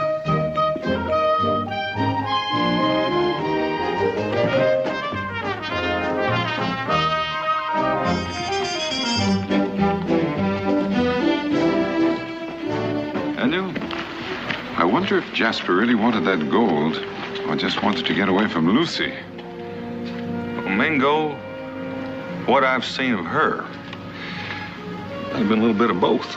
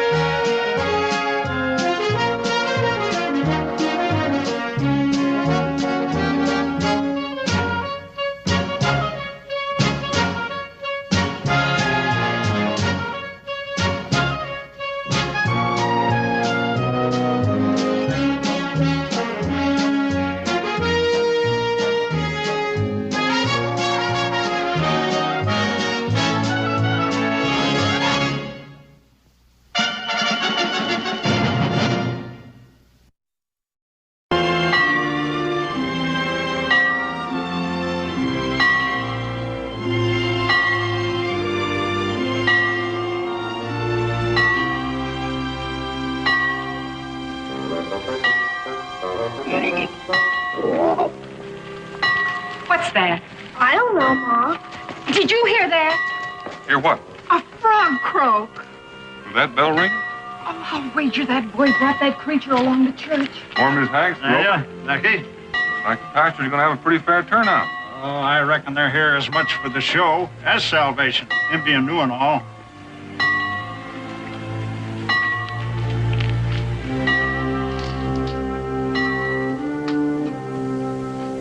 Nervous? Do I look it? You oughtn't to be. You look just fine.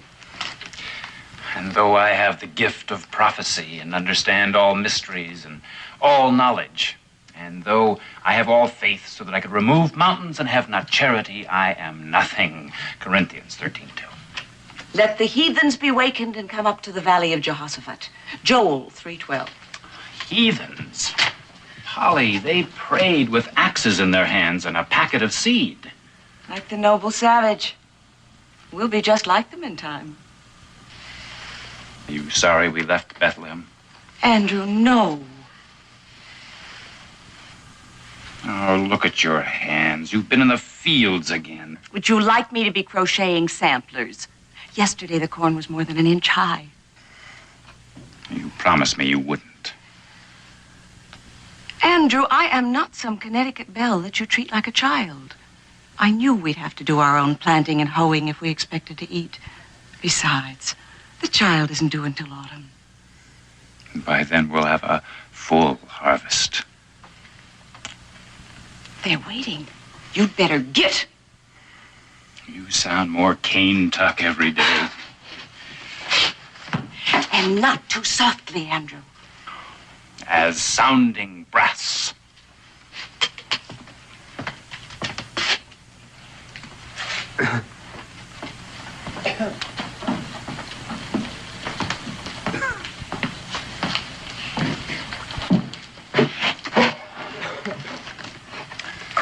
Good morning. For my text today, I thought it fitting to quote from Genesis.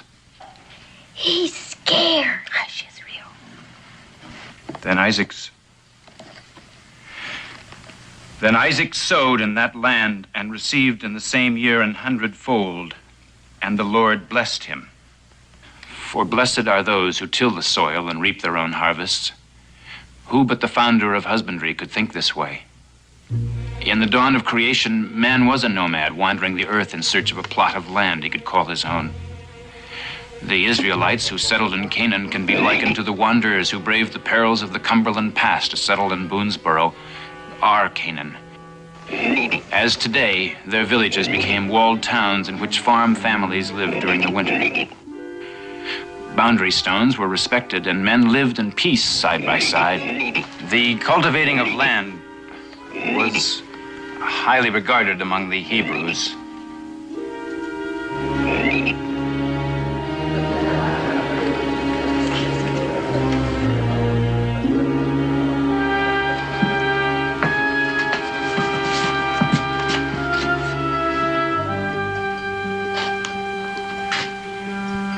Let the earth bring forth the living creature after his kind, cattle and creeping thing, and beasts of the field after his kind. And it was so. Who belongs to this creeping thing?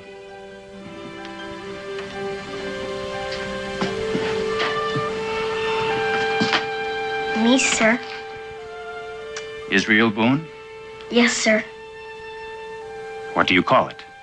Just Frog, sir. May I suggest Genesis?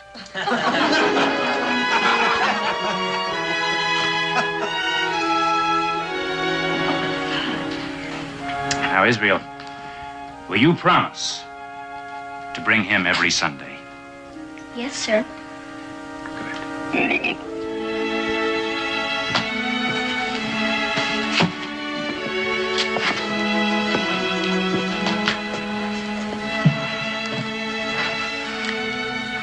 When I became a man, I put away childish things.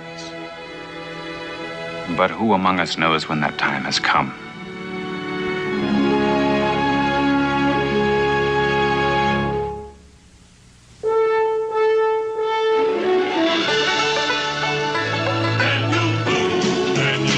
What a doer, what a dream come a brewer was Daniel Boone.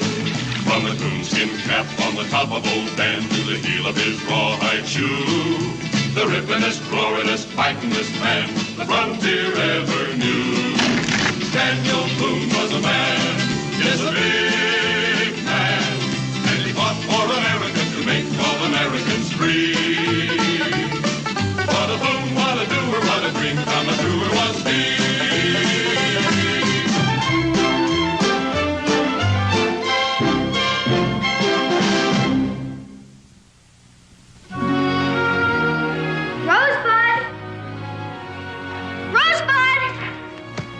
With a fawn to look after, you think that boy wouldn't have to tote a frog to church.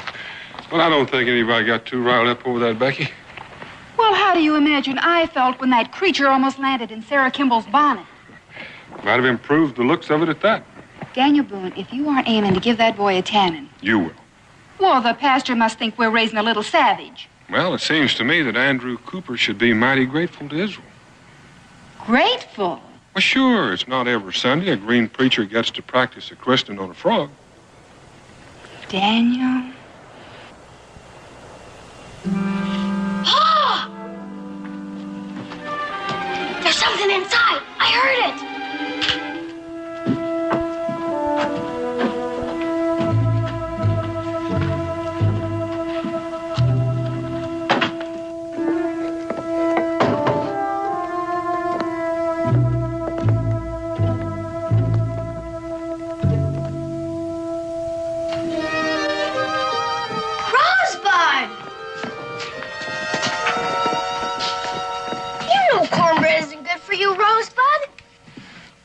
I suppose it's too rich for her blood.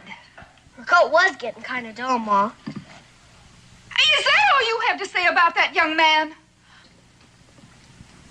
Well, for a minute there, I thought we were being raided by the Shawnees. Kind of nice knowing it was only Rosebud. Did you hear what he said, Dan?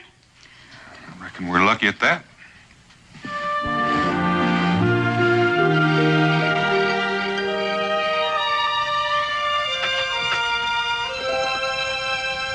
Did you talk to him? And we talked.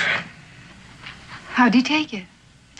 Becky, Dan, you didn't tell him he had to get rid of Rosebud, did you? well, a boy has to have something to look after. That fawn ruined our Sunday supper, turned our home into a shambles. And do you call that looking after it? Well, no, but I couldn't put all the blame on Israel. Well, who's to blame? Maybe I haven't spent all the time I could have with him lately. Dan, you're only blaming yourself to keep the boy from hurting. I have to admit, it was a small, furry thing when he found it. A play toy he could hug and run with. But the fawn is not that now, Dan. It's wild and mischievous and... Like him. He's growing too, Becky. He's straining to break free. He's a child. The biggest piece of him is yet. There's an awful lot of him itching for manhood. When's he gonna learn he can't keep all that wildness tamed forever? I don't know. But that's something he's gonna have to learn all by himself.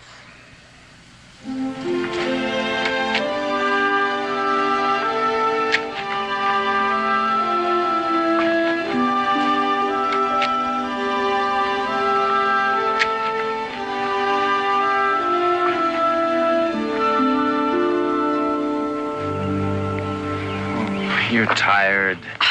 After only 8 rows, you must think I'm made of taffy. 11. That many? Well, we'll have the whole field planted by nightfall. Oh, no, we won't. You sit and rest. On this lovely furrow. And after tucking each precious kernel of corn in with my own bare hands. Come on now.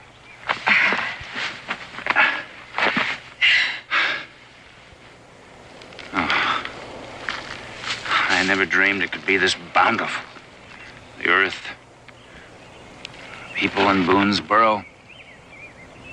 And you. You keep on like that, Reverend, and you're going to be bursting with humility. Pride goeth before a fall. You look stern enough, but inside you're grinning from ear to ear. Ear corn to ear corn, Polly. Oh, if I didn't try them out on you, how could I spare my congregation? They liked you yesterday. You think so? The Bishop of Boston couldn't have handled it with more authority. I was rescued by a boy and a frog. It provided a stirring parable. And here's one for you, my good wife. Go home and rest.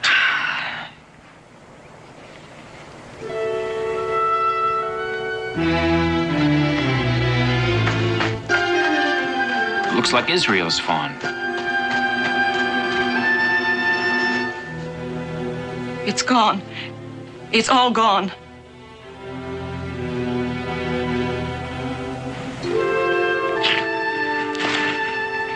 Can't you see I'm busy, Rosebud? You keep feeding her, and we never will get this fence finished. How high up do you think we have to go, Pa? A lot higher than we have here. Just don't seem right. Keeping a tame fawn cooped up like that. But you know we have to do it, don't you? I suppose so. That's what you get for breaking in uninvited.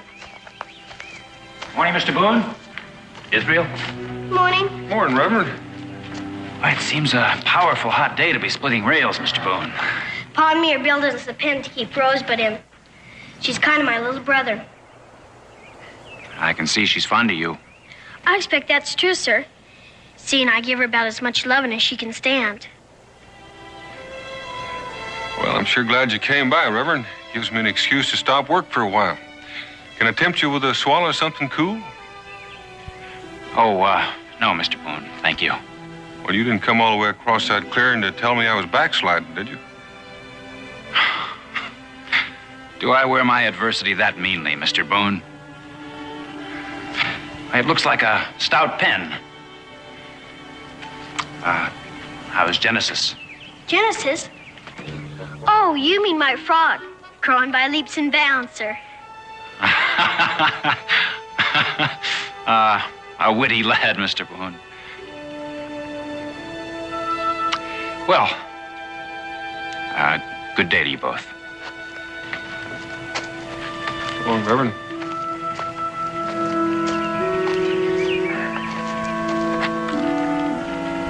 I like him, Pa. I like him too, Israel.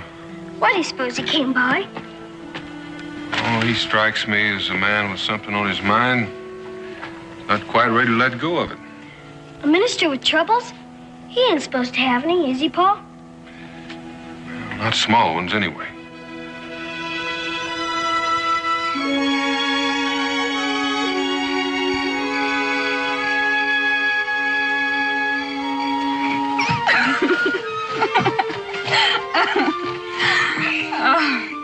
Oh, good night, darling.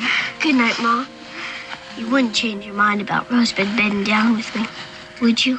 Now, we've been all through that, Israel. It would only be the last night. Pa and me almost got the rails high enough.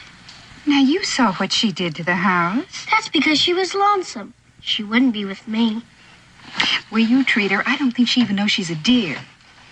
She's gonna be real scared out there by herself. She'll be all right. I know it. Come on, under the covers with you. Good night, my angel. Good night, Mom. Sweet dreams.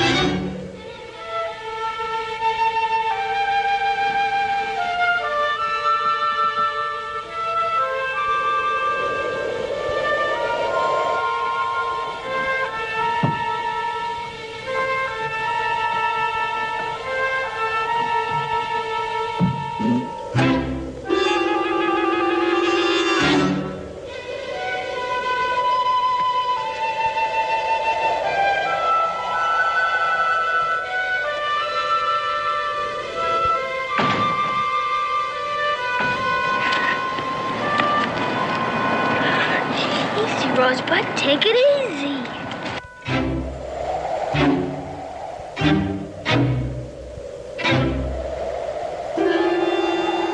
You gotta hold still, Rosebud. If I'm gonna get you loose, ain't no reason to be this scared of the dark. Now hold still, will ya? You're gonna wake Mom for sure.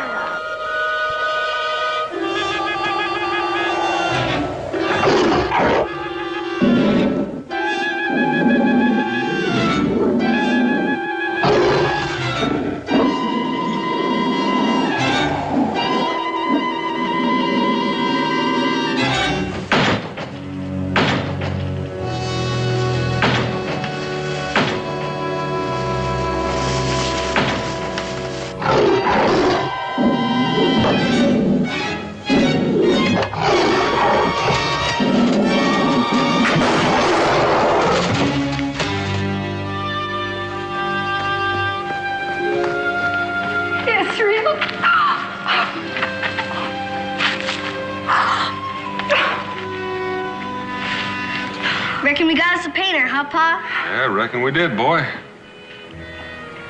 Israel, what you did took a lot of courage. I didn't think too much about it, Pa. She was scared of the painter and she needed protection. We didn't mean to wake you, Mom.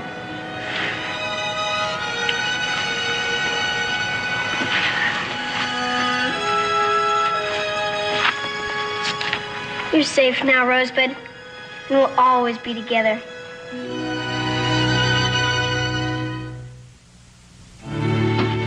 It seems to me that you'd at least have time to eat your breakfast.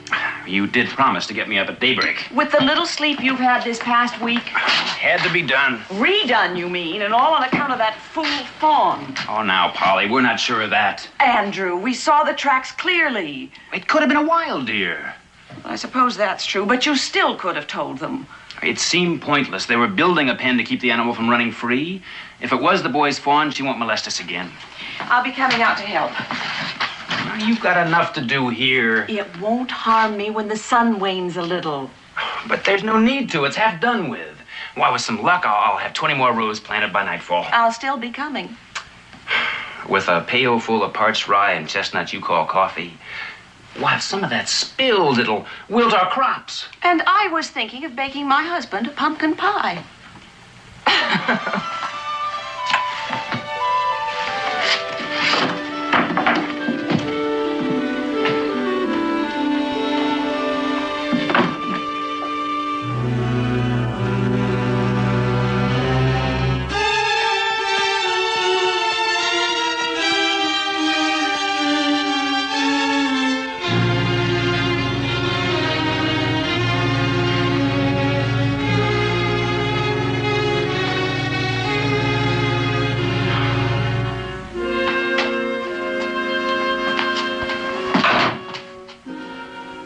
Did you get that?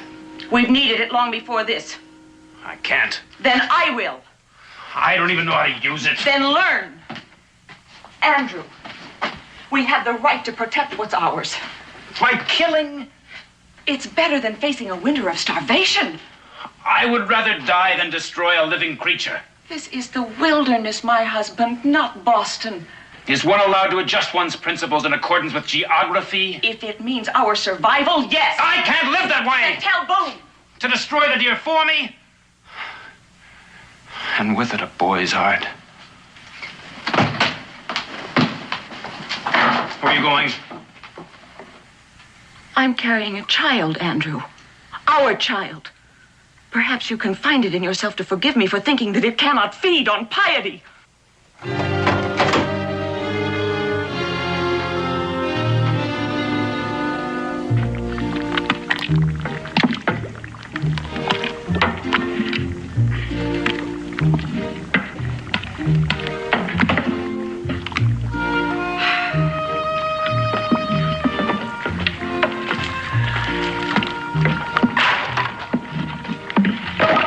Do it, Israel.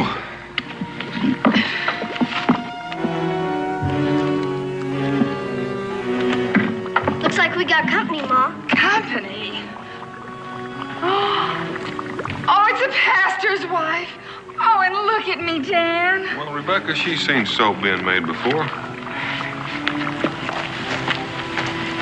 Good morning, Mrs. Boone. Good morning, Mrs. Cooper. We're right proud to have you visit us. Hope you're not sensitive to the smell of lye. Israel, go fetch some water. Yes, ma'am. No, I won't stay. And it's likely you won't want me after you hear what I have to say. Well, what is it, Miss Cooper? It's about your deer. You mean Rosebud? Yes. I'm afraid the animal has been eating our corn. She wouldn't do nothing like that. It's so, boy. And it's not the first time. But she's been in that pen. Now, hold on a minute, Israel. Is that what your husband came over the other day to talk about? He meant to, but he couldn't, knowing it was the boy's pet. Well, how can you be sure it was Israel's fawn? It couldn't have been, Pa. It just couldn't have been. Hush, Israel. I truly wish it weren't. The tracks were clear and they led to this cabin. When was this? This morning. Miss Cooper, we built that pen hoping to keep her in. It seems impossible that she could jump it, but what other explanation could there be? Rosebud couldn't clear that rail. That's why we built it, didn't we, Pa? She could surprise us, son. Israel, didn't you have Rosebud out of her pen this morning? Yes, ma'am, but she was with me every minute. The boy could be mistaken. He could have turned his back or forgotten. Did you, son? I never took my eyes off her, Pa. Honest. Israel wouldn't lie, Mrs. Cooper. If what you say is true, I suppose we'll have to kill the fawn. I came here knowing that. You couldn't, Pa. You just couldn't. Israel, winter's coming on. These folks have got their lives staked on that crop. But we still ain't sure she did it, Pa. I suppose there's a way we could find out. If you were to call to Rosebud, she'd try pretty hard to come to you, wouldn't she? Yes, sir. But there ain't much chance of her doing that. Is there? Well, that's something we're going to have to prove to Mrs. Cooper. I guess so. Why don't you go over there by that tree and call to her?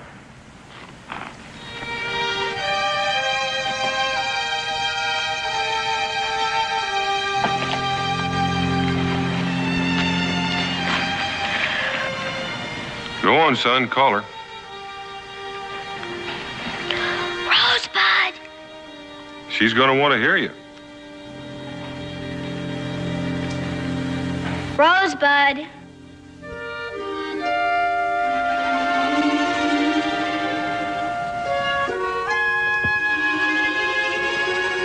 Don't do it, Rosebud. Don't do it.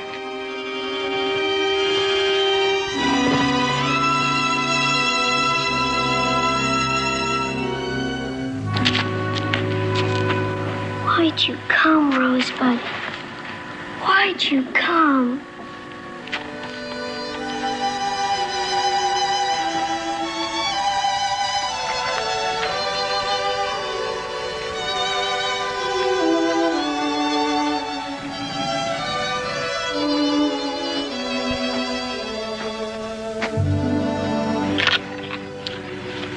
I'm sorry, Israel.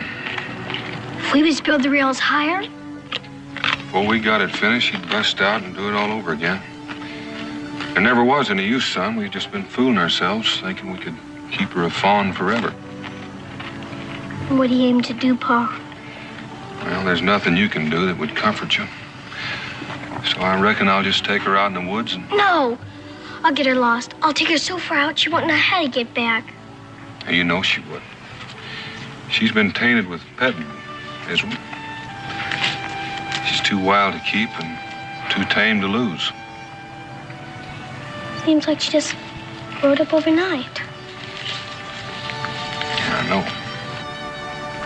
I guess there's no more use talking about it. Yeah, it seems like we've just about talked it out. I couldn't do it, Pa. I just couldn't look at her and shoot her. I never intended for you to. Let me take one more walk with her, Pa. Just one. It won't make it any easier. It's just to say goodbye. All right.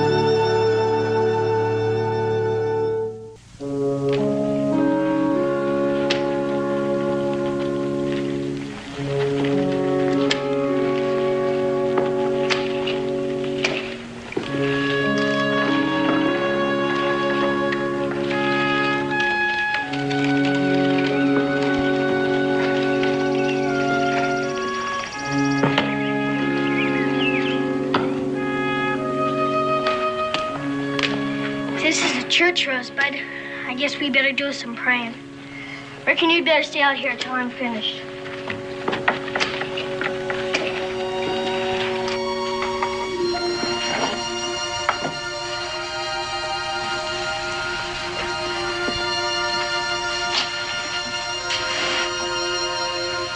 I ain't much of a hand at praying, Lord.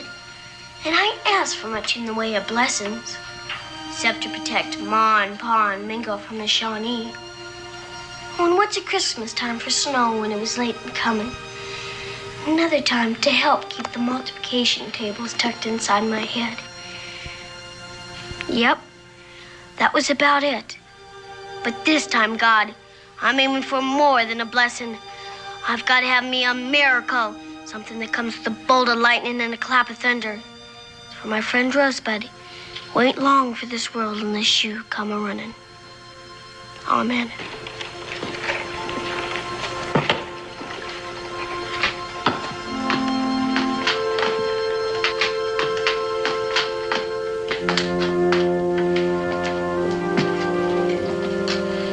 I heard your prayer, Israel. I didn't mean for you to. Come on, Rosebud. I prayed too, Israel. I truly did. For her to get shot? I can understand your feelings. No, you can't. You don't belong here, and you never will. I hate you. Come on, Rosebud.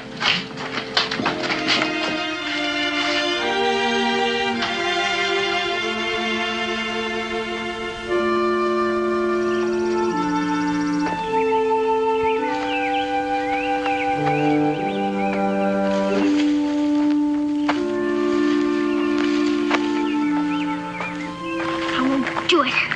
Just won't. You'll have to kill me before I do.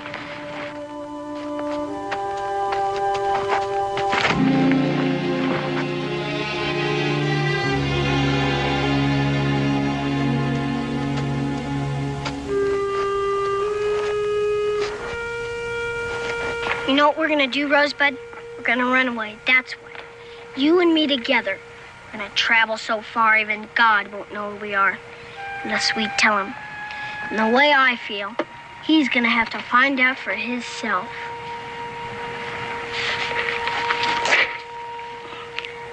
What'll Ma say when she sees this?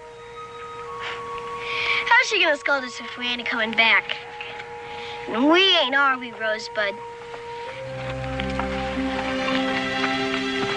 Hey, wait a minute. Am I following you or you following me? When you're running away from home, you gotta have a leader. And being you're only a deer, I'm gonna be doing the leading. Now, come on. Come on.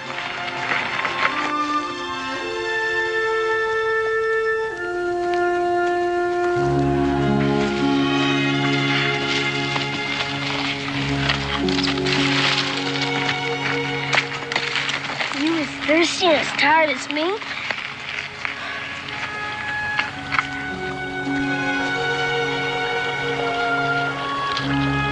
Hey, Rosebud! Wait a minute!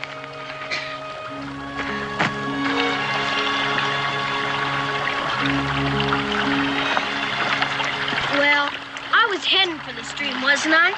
But I was just resting up there.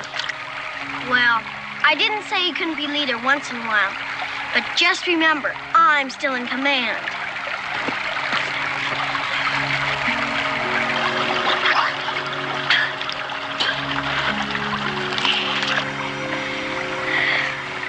Paul said, fast running a stream where the sun can get through is where plants grow. And that's a good feeding place for animals. We might catch us a raccoon or a beaver, maybe even a porcupine. But you gotta hide out and wait till they come, you understand? First, I better cut me a pointy hickory stick.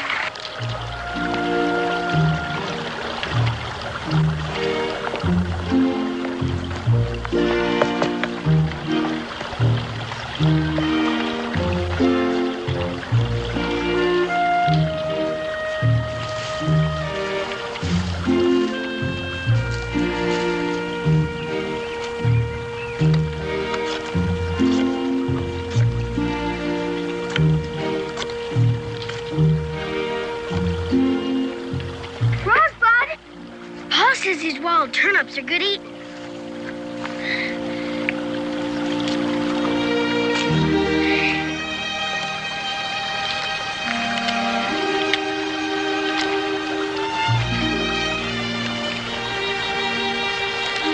Ain't bad, Rosebud. Thought they wouldn't go down, but there was some crusty cornbread or a chunk of bacon.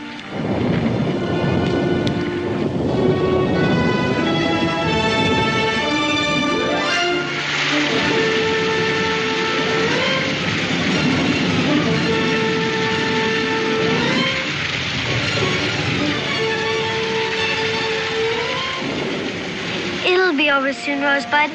No use being scared over it.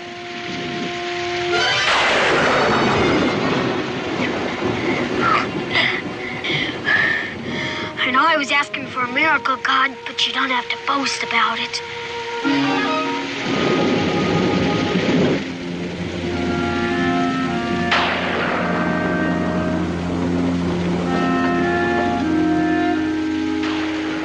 You soaked through? Well, not too bad. Started up just after I left the Squire's. Well, if Israel's putting Rosebud in her pen, I expect we could have her sleep in the house one more night. Isn't he here? I thought he was with you.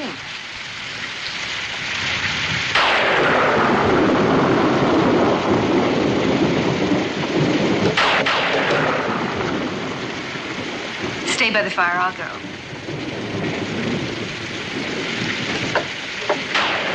Evening, Pastor. Evening, Mrs. Boone. Daniel? You've come about Israel. Yes. Then he's with you.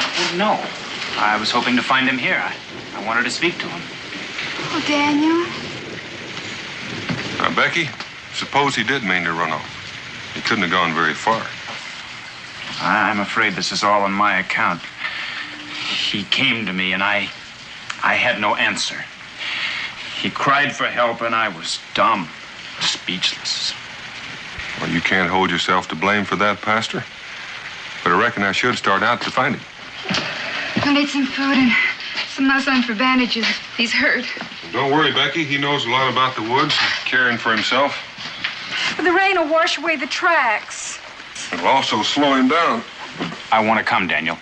I may not be much help, but I promise I won't hinder you none. Well, if it'll make you feel better, Pastor, you're welcome to come along. Thank you. Bring him home safe, Dan. Don't worry, Becky.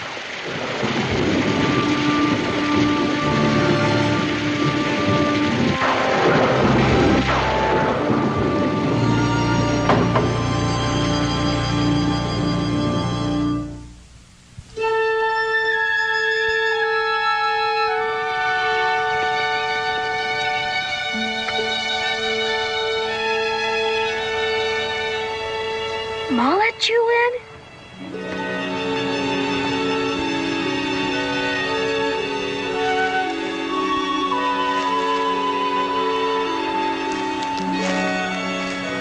I dreamed you ran away, Rosebud.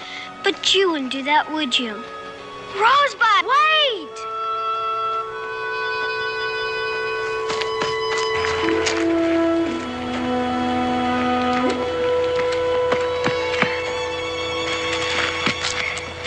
I guess you're just hungry. Me too. There's got to be some wild crab apples or gooseberries around. Wonder how Ma felt when she didn't find me in bed this morning. I'll bet she's sorry. It'll do her a heap of good pining for me. Might learn I ain't to be fooled with. But they dismissed me last night at supper. That means Pa's after us. We'd better get a move on. Come on. Come on, Rosebud. Why'd you let me sleep? 2 hours is not much. You think he'd be trying to make his way to some settlement, some Indian camp? The closest settlement's Harrodsburg. It's too far. He'd stay clear of the Cherokee, knowing they'd bring him home. How about the Shawnee? No, it's not likely. Only if he bumped into a hunting party. And he'd know enough to stay out of their territory. Then where'll we look? I figure he'll stay close to water, then head for the high ground. He'll want to be able to see who's coming after him. Have some? I'm not hungry. You'd best eat. It may take us all day to catch up.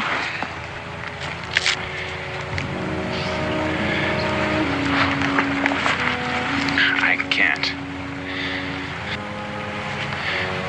Whatever faith that child had was shattered by my silence. Or strengthened. You lost your corn. That's a wrong that can't be set right by a pat on the head or sugary words.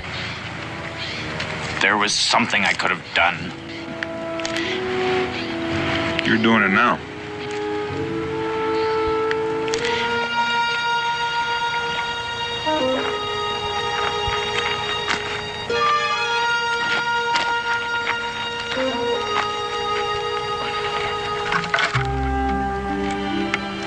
like this fell off a water barrel, maybe. We'd better get off here, Rosebud. This here's the Cumberland Trail. We're just liable to get us caught.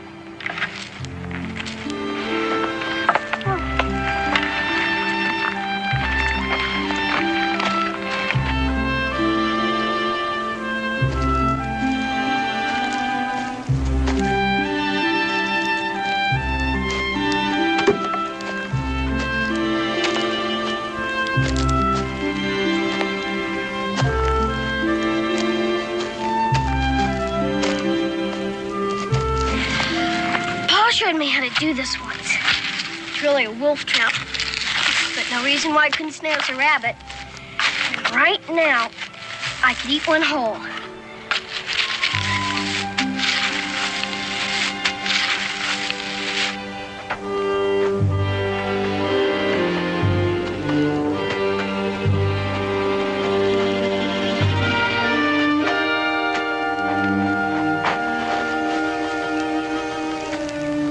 Find something? Wild turnips. Looks like Israel had some supper.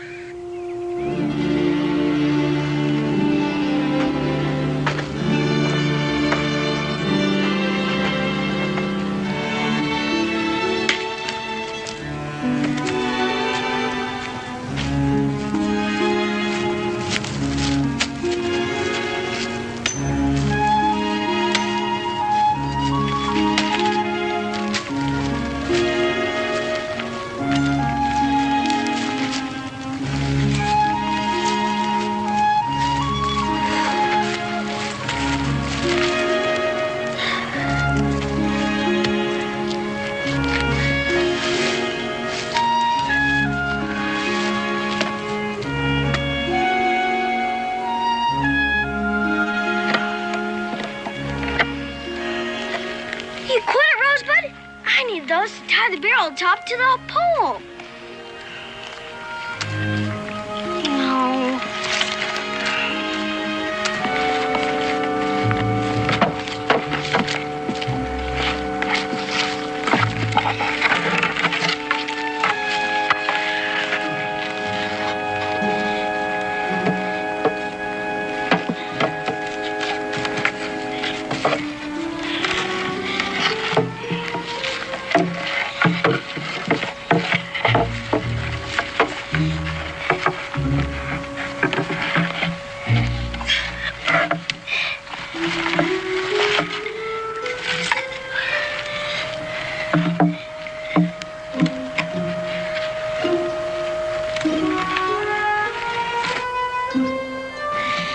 Finished.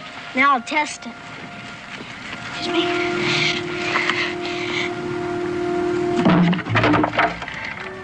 It works, Rosebud.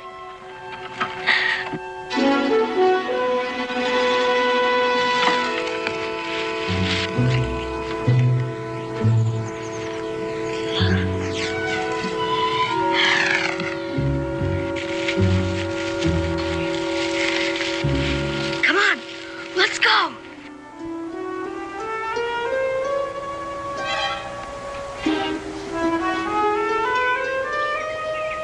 All we gotta do now is wait and be still.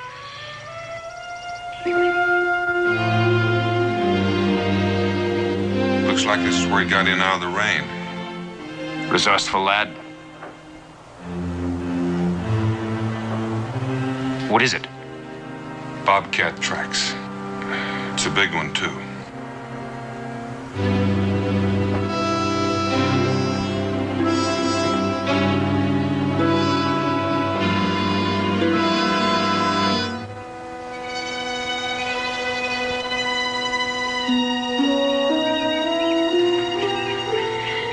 Rosebud, look!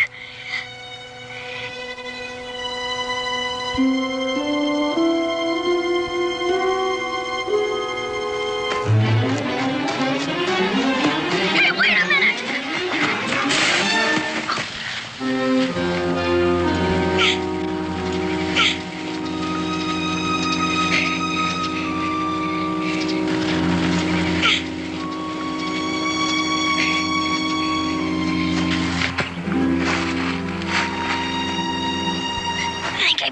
something, Rosebud? Sure does feel like it.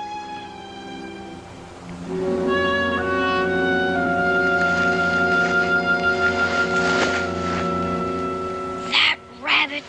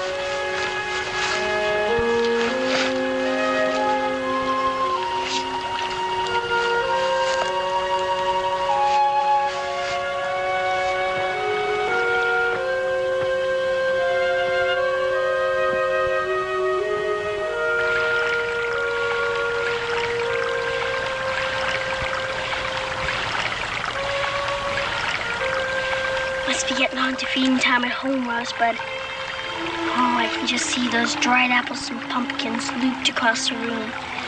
The meat roasting on the spit. Can you smell it, Rosebud? And the bean porridge and the suet pudding and the baked apple dumpling. Right now, I'd go for milkweed or marsh marigold, or anything that was wilted in the root cellar. It'll be dark soon. I'm gonna rest just about another minute. Gather me up some moss to keep cover.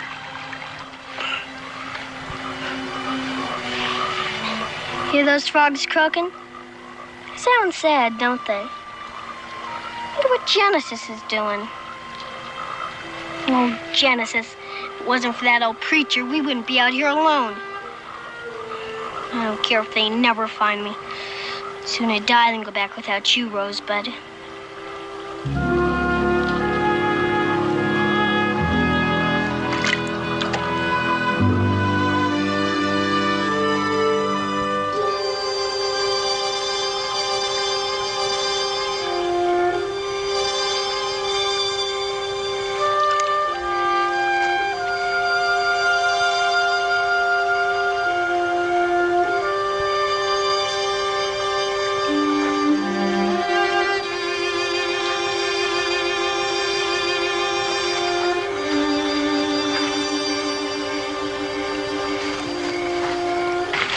Rosebud.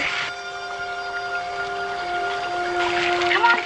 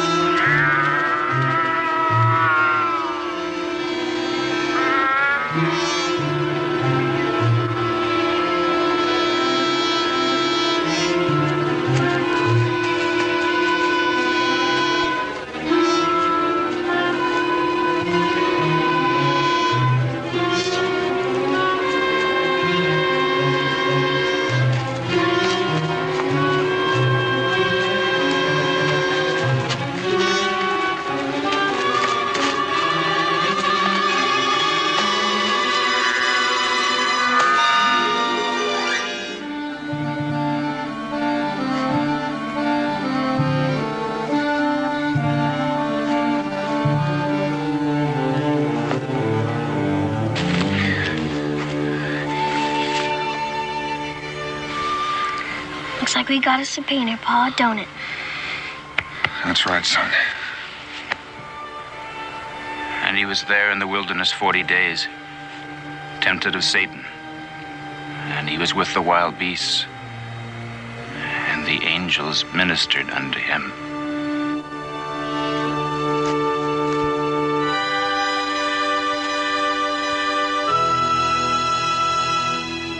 Now that he's gotten his foot taken care of and some food in his belly, I think he'll be all right. He'll be all right.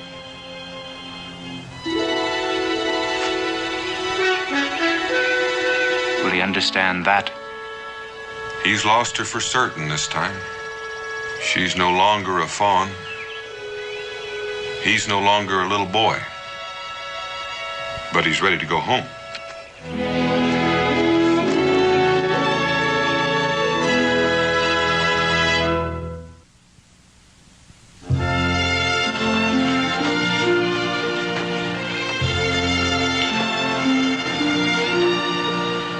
Becky?